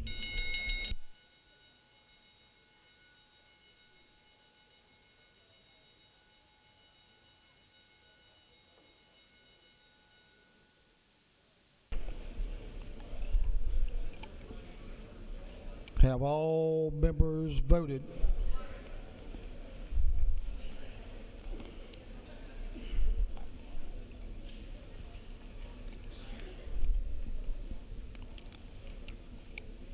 Have all members voted? If so, Mr. Clerk, will you lock the machine? On the passage of House Bill 444, the yeas are 158, the nays are 3. This bill, having received the requisite constitutional majority, is therefore passed. Mr. Clerk, will you read the caption to House Resolution 121? House Resolution 121 by Representative Camp, the 135th and others, a resolution recognizing Mr. John W. Mixon and dedicating a building in his honor. This resolution having been assigned to the Committee on State Properties, that committee recommends that this resolution be adopted by committee substitute. Thank you, Mr. Clerk. Chairlady Camp is recognized to present the resolution. Thank you, Mr. Speaker, and thank you, colleagues, for hearing this today. It's House Resolution 121, and it is naming the Georgia Forestry Building in Macon, Dry Branch specifically, after a former commissioner. His name is John Mixon. He made a lot of innovations while he was commissioner from 1983 to 1995. He is still actively involved in the industry to this day. He's a good individual, and Commissioner Sabo, when I called and spoke with him regarding this, he was supportive of this measure. So I ask for your favorable consideration. I am open for any questions if anyone has any, Mr. Speaker. A lady has no questions. Thank you, Mr. Speaker. I yield the well. Ladies yielded the well. Is there any objection to the previous question being ordered? Hearing none, the previous question is ordered. Is there any objection to adopting the committee substitute? Hearing none, the committee substitute is adopted. Is there any objection to agreeing to the report of the committee was favorable to the adoption of the resolution? Hearing none, the report of the committee is agreed to. Shall this resolution now be adopted? All in favor of the adoption of the resolution will vote yes. All those opposed will vote no. And Mr. Clerk, will you unlock the machine?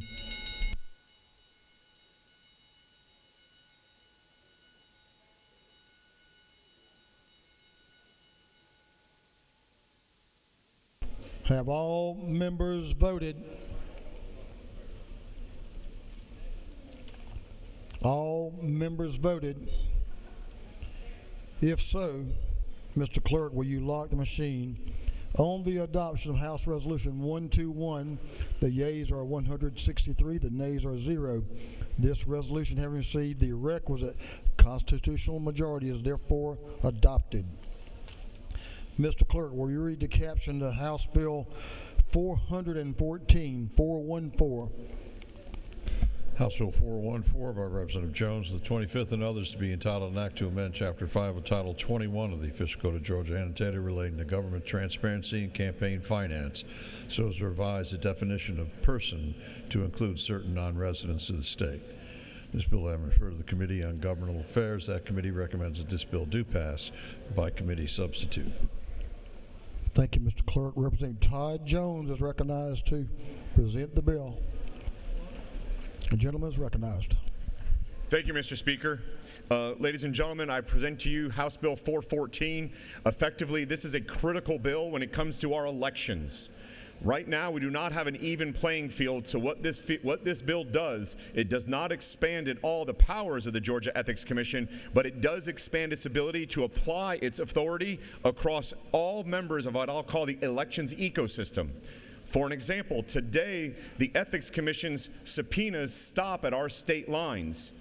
If someone that you're running against is using a consultant, a mail house, a social media expert outside of our state, that subpoena cannot get perfected unless they get assistance from that state's AG. With this bill, that effectively says to all non-residents participating in our elections process, you're participating in our football game, you're subject to our referees, and that's effectively just an even application of the rules. Again, not an expansion of the law, but rather everyone participating underneath the same rules. Mr. Speaker, that's the summary of the bill, and I will yield for any questions. The gentleman has no questions. Thank you very much, sir. I yield the will, and I appreciate your favorable consideration. The gentleman has yielded the will. Is there any objection to the previous question being ordered? Hearing none, the previous question is ordered. Is there any objection to adopting the committee substitute? Hearing none, the committee substitute is adopted. Is there any objection to agreeing to the report of the committee, which was favorable to the passage of the bill? Hearing none, the report of the committee is agreed to. Shall this bill now pass? All in favor of the passage of the bill will vote yes. All those opposed will vote no.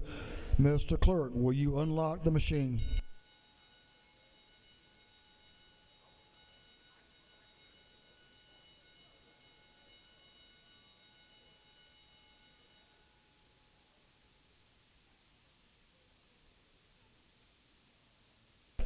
Have all members voted?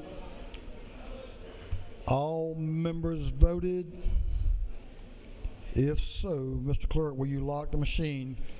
On the passage of House Bill 414, the yeas are 153, the nays are 9. This bill, having received the requisite constitutional majority, is therefore passed. Mr. Clerk, will you read the caption to House Bill 410, 410? House Bill 410 by Representative Deloach of the 167th, and others to be entitled an act to amend Title 33 of the Official Code of Georgia annotated relating to insurance so as to provide for efficiency in the practice of the Department of Insurance. This bill having referred to the Committee on Insurance, that committee recommends that this bill do pass. Chairman Deloach is recognized to present House Bill 410. Thank you, Mr. Speaker and members of the House. This is the bill you've been waiting on today. I think it's the last one on the calendar. This is a Department of Insurance bill, and it is truly a housekeeping bill. It corrects some language, such as where it says Vice-President. We take that out. Where it refers to the insurance commissioner as he, we've added or she, as we properly should do. The only thing of any real substance it does is it eliminates the need for agents to renew license every year and goes to a 2-year license, and it removes the requirement for each branch agency to have a license, and allows them to operate under the license of the main office. That's the bill, Mr. Speaker. And if folks are ready to go to lunch, I assume they have no questions. Your assumption is correct. Yield the well. The gentleman has yielded the well. Is there any objection to the previous question being ordered? Hearing none, the previous question is ordered. Is there any objection to agreeing to the report of the committee, which was favorable to the passage of the bill? Hearing none, the report of the committee is agreed to. Shall this bill now pass? All in favor of the passage of the bill will vote yes. All those opposed will vote no. And Mr. Clerk, will you unlock the machine?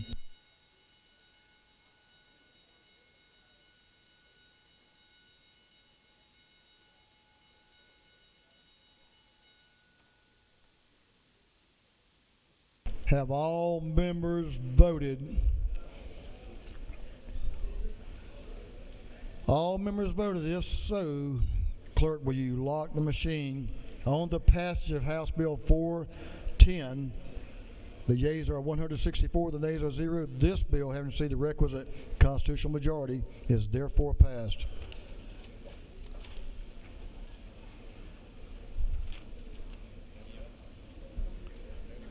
Members, House Bill 91 will be postponed to the next legislative day, and House Resolution 32 will also be postponed to the next legislative day.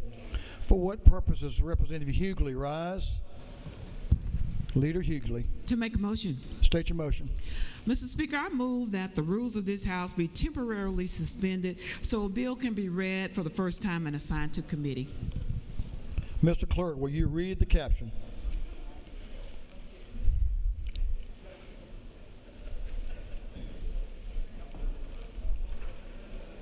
Unnumbered House Bill by Representative Bennett, the 94th, to be entitled an act to amend Chapter 1 of Title 33 of the Official Code of Georgia annotated relating to general provisions relative to insurance.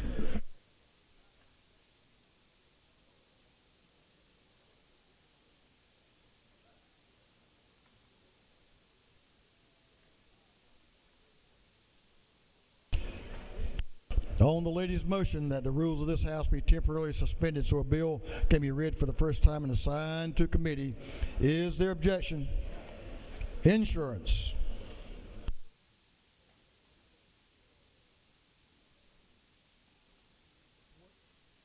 For what purpose is Representative Cooper rise? To make a motion, Mr. Speaker. State your motion. I move that we move House Bill 91 back to the committee from which it came, which is Public Health and Community Health. Mr. Clerk, will you read the caption? House Bill 91 by Representative Cooper, the 45th, and others, to be entitled an act to amend Article 3, Chapter 50, Title 43 of the Official Code of Georgia annotated relating to licensing. On the lady's motion that House Bill 91 be recommitted to the Agriculture and Consumer Affairs Committee, is there objection? Hearing none, it is so ordered. For what purpose is Representative Todd Jones rise?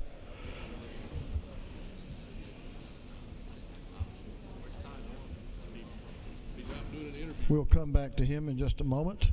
For what purpose does Representative Eric Bell rise? I move that the rules be temporarily suspended so that a bill may be read for the first time and assigned to committee. I think that's your motion. Mr. Clerk, will you read the caption? Unnumbered House Bill by Representative Bell, the 75th, and others, to be entitled an act to amend Titles 15, 43, 44, and 45 of the Official Code of Georgia annotated relating to courts. On the gentleman's motion that the rules of this House be temporarily suspended so a bill can be read for the first time and assigned to committee, is there objection? Judiciary non-civil.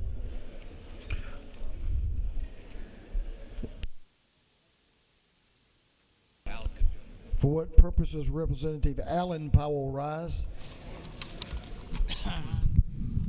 Mr. Speaker, I ask the rules of the People's House to be suspended and a bill to be read and assigned for the first time. Mr. Clerk, will you read the caption? Unnumbered House Bill by Representative Powell, the 33rd, and others, to be entitled an act to amend Article 2, Chapter 14, and Title 40 of the Official Code of Georgia annotated relating to speed detection devices. On the gentleman's motion that the rules of the House be temporarily suspended so a bill can be read for the first time and assigned to committee, is there objection? Motor vehicles. For what purpose does Representative Todd Jones rise? To make a motion. State your motion. I move that the rules be temporarily suspended so that a bill may be read for the first time and assigned to committee. Mr. Clerk, will you read the caption? Unnumbered House Bill by Representative Jones, the 25th, and others to be entitled an act to amend Article 1 of Chapter 9 of Title 48 of the Official Code of Georgia annotated relating to motor fuel tax. On the gentleman's motion that the rules of this House be temporarily suspended so a bill can be read for the first time and assigned to committee, is there objection? Hearing none, technology, infrastructure, and innovation. For what purpose does Chairman Parsons rise? To make a motion. State your motion, sir. I move that House Bill 344 be moved from the Committee on Motor Vehicles to the Committee on Judiciary, non-civil. Both chairmen agree.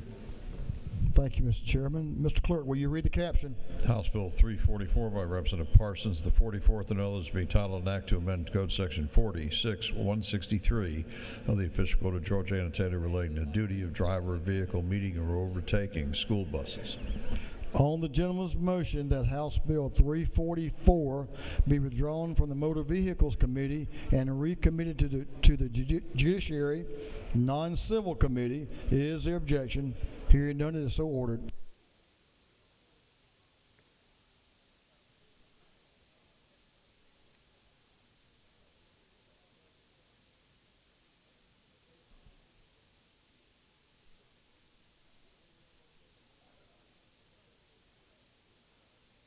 Mr. Clerk, will you read the caption to a group of privileged resolutions? Honoring the life and memory of Venice Anya Kilgore. Recognizing February 27th, 2025 as Georgia Municipal Court Clerks Council Day at the State Capitol, recognizing, commending MEAG Power on its 50th anniversary, honoring the work of the Georgia aerospace and defense industry, commending the Macon-Bibb County Industrial Authority for its exceptional contributions to economic development, commending the Mercer Bears football team for their exceptional 2024 season, commending Visit Macon for its outstanding contributions to increasing tourism in Macon-Bibb County, congratulating the Savannah County Day School Clay Target Team for winning the 2024 Georgia State Clay Target Championship, recognizing and commending communities and schools in Atlanta, commending the Duluth Fall Festival, recognizing and commending Delta Airlines on its centennial anniversary, commending Georgia Trauma Professionals, the Georgia Trauma Commission, and the Georgia Trauma Foundation, honoring and commending Anat Sultan Dadan, Consul General of Israel to the Southeastern United States, congratulating the Bremen High School Competition Cheerleading Team for winning the 2024 1A D1 Cheerleading State Championship, recognizing and commending the Georgia Teachers Leaders Consortium, recognizing and commending Sally Grubbs for her dedicated service as Chairwoman of the Cobb County Republican Party, recognizing February 26, 2025 as Charter Schools Days at the State Capitol, recognizing February 26, 2025 as DeKalb Day at the State Capitol, congratulating Ernestine Hunter, recognizing March 26, 2025 as Executive Function Day at the State Capitol, commending the restaurant industry of Georgia, and recognizing February 26, 2025 as State Restaurant Day at the State Capitol, recognizing and commending Talmadge James on the occasion of her retirement, commending Delta Sigma Theta Sorority, Inc. for its 112 years of service, and recognizing March 3rd, 2025 as Delta Day at the State Capitol, commending Reign Over Cancer Incorporated, and commending Clayton State University, and recognizing March 4th, 2025 as Clayton State University Day at the State Capitol. And for other purposes, that completes the reading of the privileged resolutions. Is there any objection to adopting the privileged resolutions? Hearing none, the resolutions are adopted.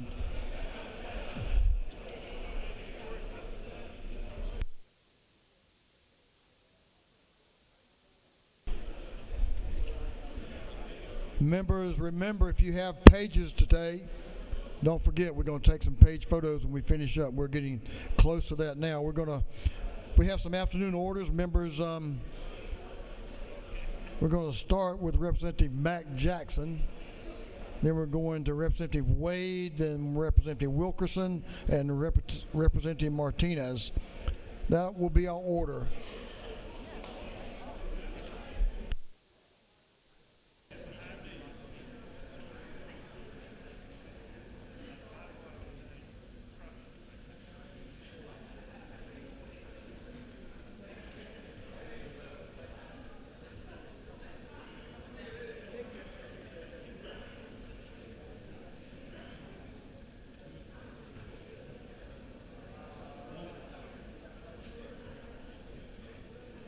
I'm going to recognize Representative Jackson. Members, if you'll please join me in standing.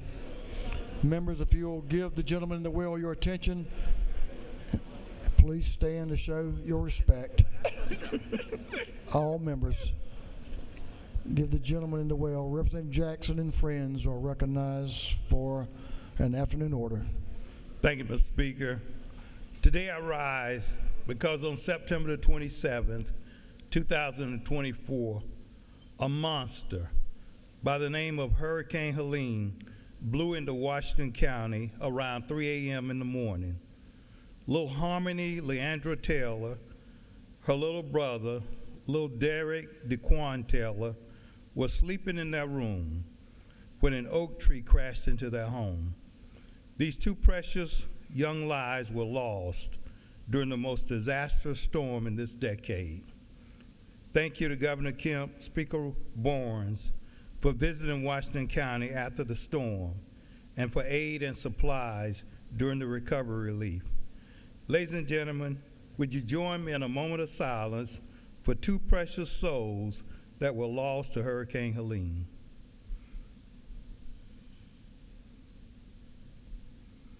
Thank you, Mr. Speaker. I yield the well.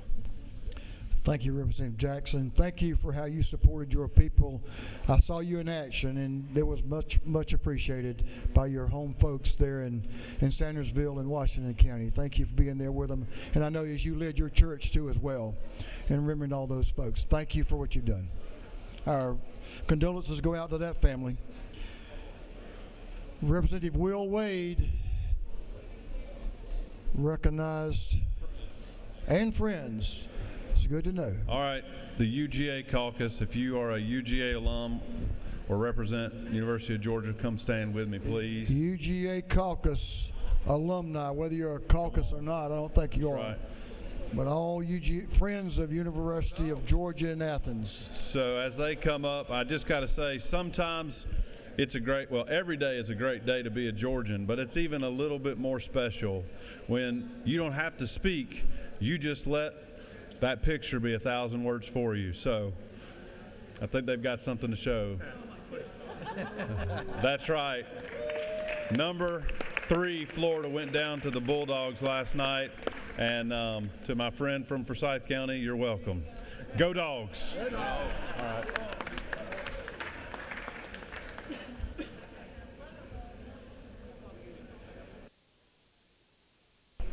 And the rivalry continues, no doubt. Representative Wilkerson and friends is recognized. Give the gentleman in the well your attention, please. We're about done here. This gentleman's recognized.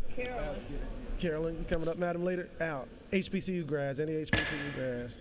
HBCU. Wait, just pause just for a minute. We don't have a. HBCU graduates. Yeah. There you go. HBCUs. Yep, HBCU folks. Thank you, Mr. Speaker. They coming? All right. I'm going to wait till I'm told them. I'm sorry. Bison is present. You may continue.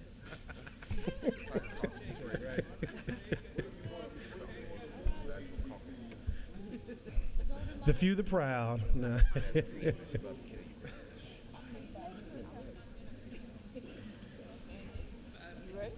Ready? We good? Thank you, Mr. Speaker. Today I proudly stand as one of the many graduates of HBCUs. Historically black colleges across the state and across the country have done an excellent job of educating many of your colleagues. As a graduate of North Carolina A&T, those are the proudest years of my life. Today I stand here to thank our federal delegation for the work they've done over the last week, led by Senator Ossoff. Once the funding for the 1890 scholarship program was canceled, Senator Ossoff led the discussions to make sure that we got this funding reinstated. So today, on behalf of all of the graduates, all of those students that are impacted, I just want to say thank you. And I would also like to turn it over for 1 minute to my colleague who represents the great Fort Valley State. The Fort Valley State University is the second land-grant institution here in the state of Georgia. And so on behalf of all the faculty and staff and Dr. Jones and students of Fort Valley State University, I serve as the foundation board member. We are very grateful to Senator Ossoff and all of our federal delegation for the work they did to restore that funding, because we certainly need that and more at all land-grant institutions here, especially the Fort Valley State University. The Fort Valley State University. I tell you what, you got to love it. Representative Martinez and friends, give the gentleman your attention, please. Thank you, Mr. Speaker. The Fort Valley. I like the way that sounds. Thank you, Mr. Speaker. I rise today to celebrate Black History Month. And the Georgia Republican Council, they're right here to my right, Mr. Speaker. GBRC is committed on the importance of restoring black family culturally, economically, and morally. GBRC believes in family first, job creativity, educational choice, criminal justice reform, and pro-life. I now have a resolution recognizing the members of the Georgia Black Republican Council. I now yield the well, Mr. Speaker. Thank you so much. Thank you for the gentleman. That concludes our afternoon orders. Now we have some announcements. I'll temper all these announcements by making sure everyone knows all committee meetings will be pushed back 1 hour. 1 hour, unless your chairman tells you different. But all committee meetings will be pushed back 1 hour. Chairman Scoggins, recognized for an announcement. Yes, sir. Thank you, Mr. Speaker. The Committee on Special Rules will meet at 4 o'clock and 4:15. 4:15. Chairman Smith, recognized, and Corbett, Ballinger, Werkheiser are following up. Chair Lady Smith.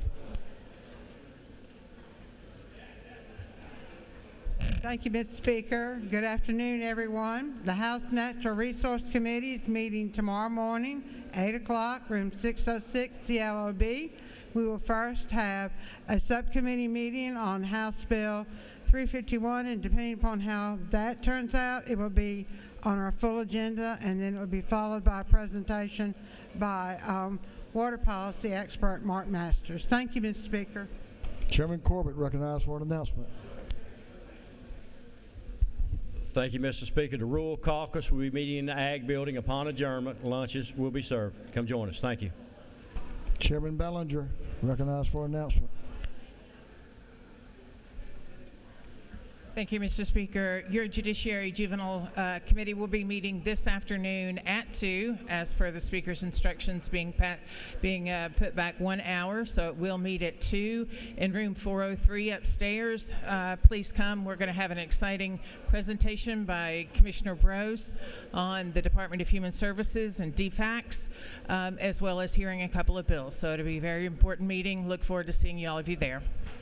Chairman Werkheiser, recognized for an announcement. Thank you, Mr. Speaker. The House Industry and Labor will meet in 506 at CLOB at 2 o'clock. We've got 2 bills. Thank you. Chair Lady Hagan's recognized for an announcement. Representative Gilliard, you're next. Thank you, Mr. Speaker. The House Rural Development Committee is scheduled to meet today at 2 o'clock. We will meet at 3 o'clock. If that changes, I will send you a text message so that you're aware of it, in room 515 in the CLOB. Thank you. Representative Carl Gilliard is recognized for an announcement. Thank you, Mr. Speaker. Tomorrow is Representative Dashawn Kendrick Day. It is Savannah Seafood Sampler Day. On the menu, snow crabs, blue crabs, everything from grilled grouper to crab fried rice to low country ball, just to name a few. You'll have a ticket on your desk. If you don't have a ticket, we can't click it. So please, that is for you to come, and we're going to be serving you at 1 o'clock in 216. Look forward to seeing you. Thank you, Mr. Speaker. Got to get a ticket. It is tomorrow. Got to get a ticket tomorrow. Representative Gaines, recognized for an announcement. Thank you, Mr. Speaker. Chairman Hatchett asked me to remind the Appropriations Committee full appropriations tomorrow at 8 a.m. We've got to talk about appropriations. They got to listen to you. Carry on. Chairman Hatchett asked me to remind members appropriations tomorrow at 8 a.m. full committee for 3 bills to consider. Thank you, Mr. Speaker. Chairman Crow, recognized for an announcement.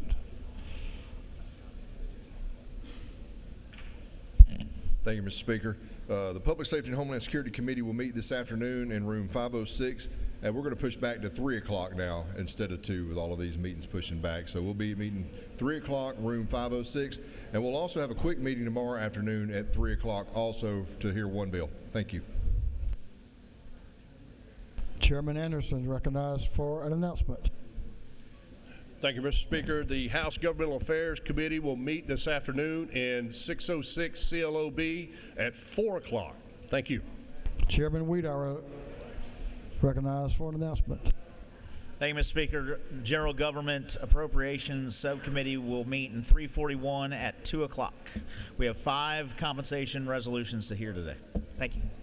Chairman Chokas, recognized for an announcement. Thank you, Mr. Speaker. The Small Business Development Committee will have a short meeting this afternoon, a call meeting, room 403, Capitol, 3 p.m. We're going to hear Bill 250. Thank you. Representative Gabe Okoye, recognized for an announcement.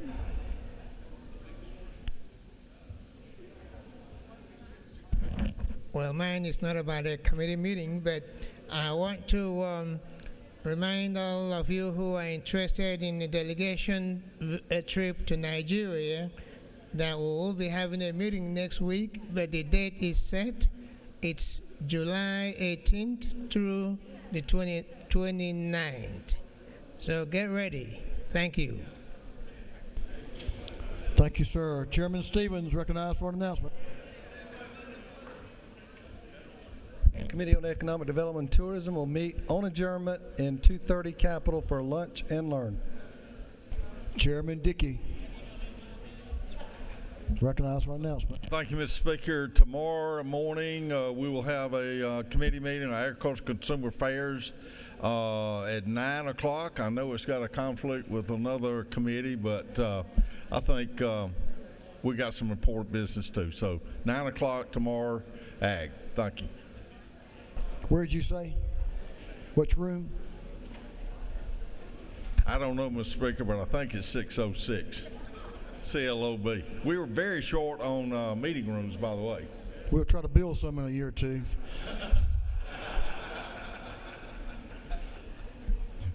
Meet in your office until then. Chairman Noel Williams is recognized for an announcement. Thank you, Mr. Speaker. Banks and Banking is going to be at 2 o'clock in 406 CLOB. Banks and Banking at 2 o'clock, 406 CLOB. Thank you. Chairman Cooper, recognized for an announcement. Thank you, Mr. Speaker. Members of the Public Health and Community Committee, we are meeting upon adjournment, and there is a room change because there is a shortage. We're in 132 here in the Capitol, downstairs on the first floor, 132. See you shortly. Thank you. 132. Representative Hawley, recognized for an announcement. Thank you, Mr. Speaker. On behalf of our Georgia Africa Legislative Caucus members, please, tomorrow, if you feel free to come in with, of course, wearing your professional attire, but also bringing you some African regalia so that we can celebrate our African Diaspora Day, which is tomorrow. We'll also we'll have a very lively lunch tomorrow at the Coverdale Legislative Office Building, room 318. So bring your appetite and your attire with you. Thank you, Mr. Speaker. I yield the will. Thank you, Representative. Chairman Thomas, recognized for an announcement. Thank you, Mr. Speaker. This is just to remind everybody that the Special Committee on Resource Management will be having a meeting tomorrow at 341 CAP at 2 p.m. And that'll be tomorrow at 2 p.m., 341 CAP. Thank you. And that completes our work for the day, other than if you have a page, meet us down front for page photos. Majority Leader of this House is recognized for a motion. Leader Efstration. Thank you, Mr. Speaker. I move that this House stand adjourned until 10 a.m. on Thursday, February 27th, 2025.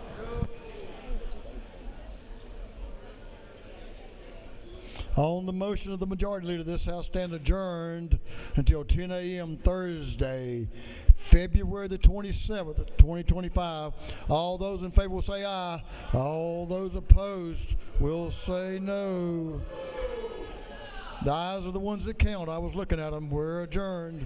Thank you, ayes.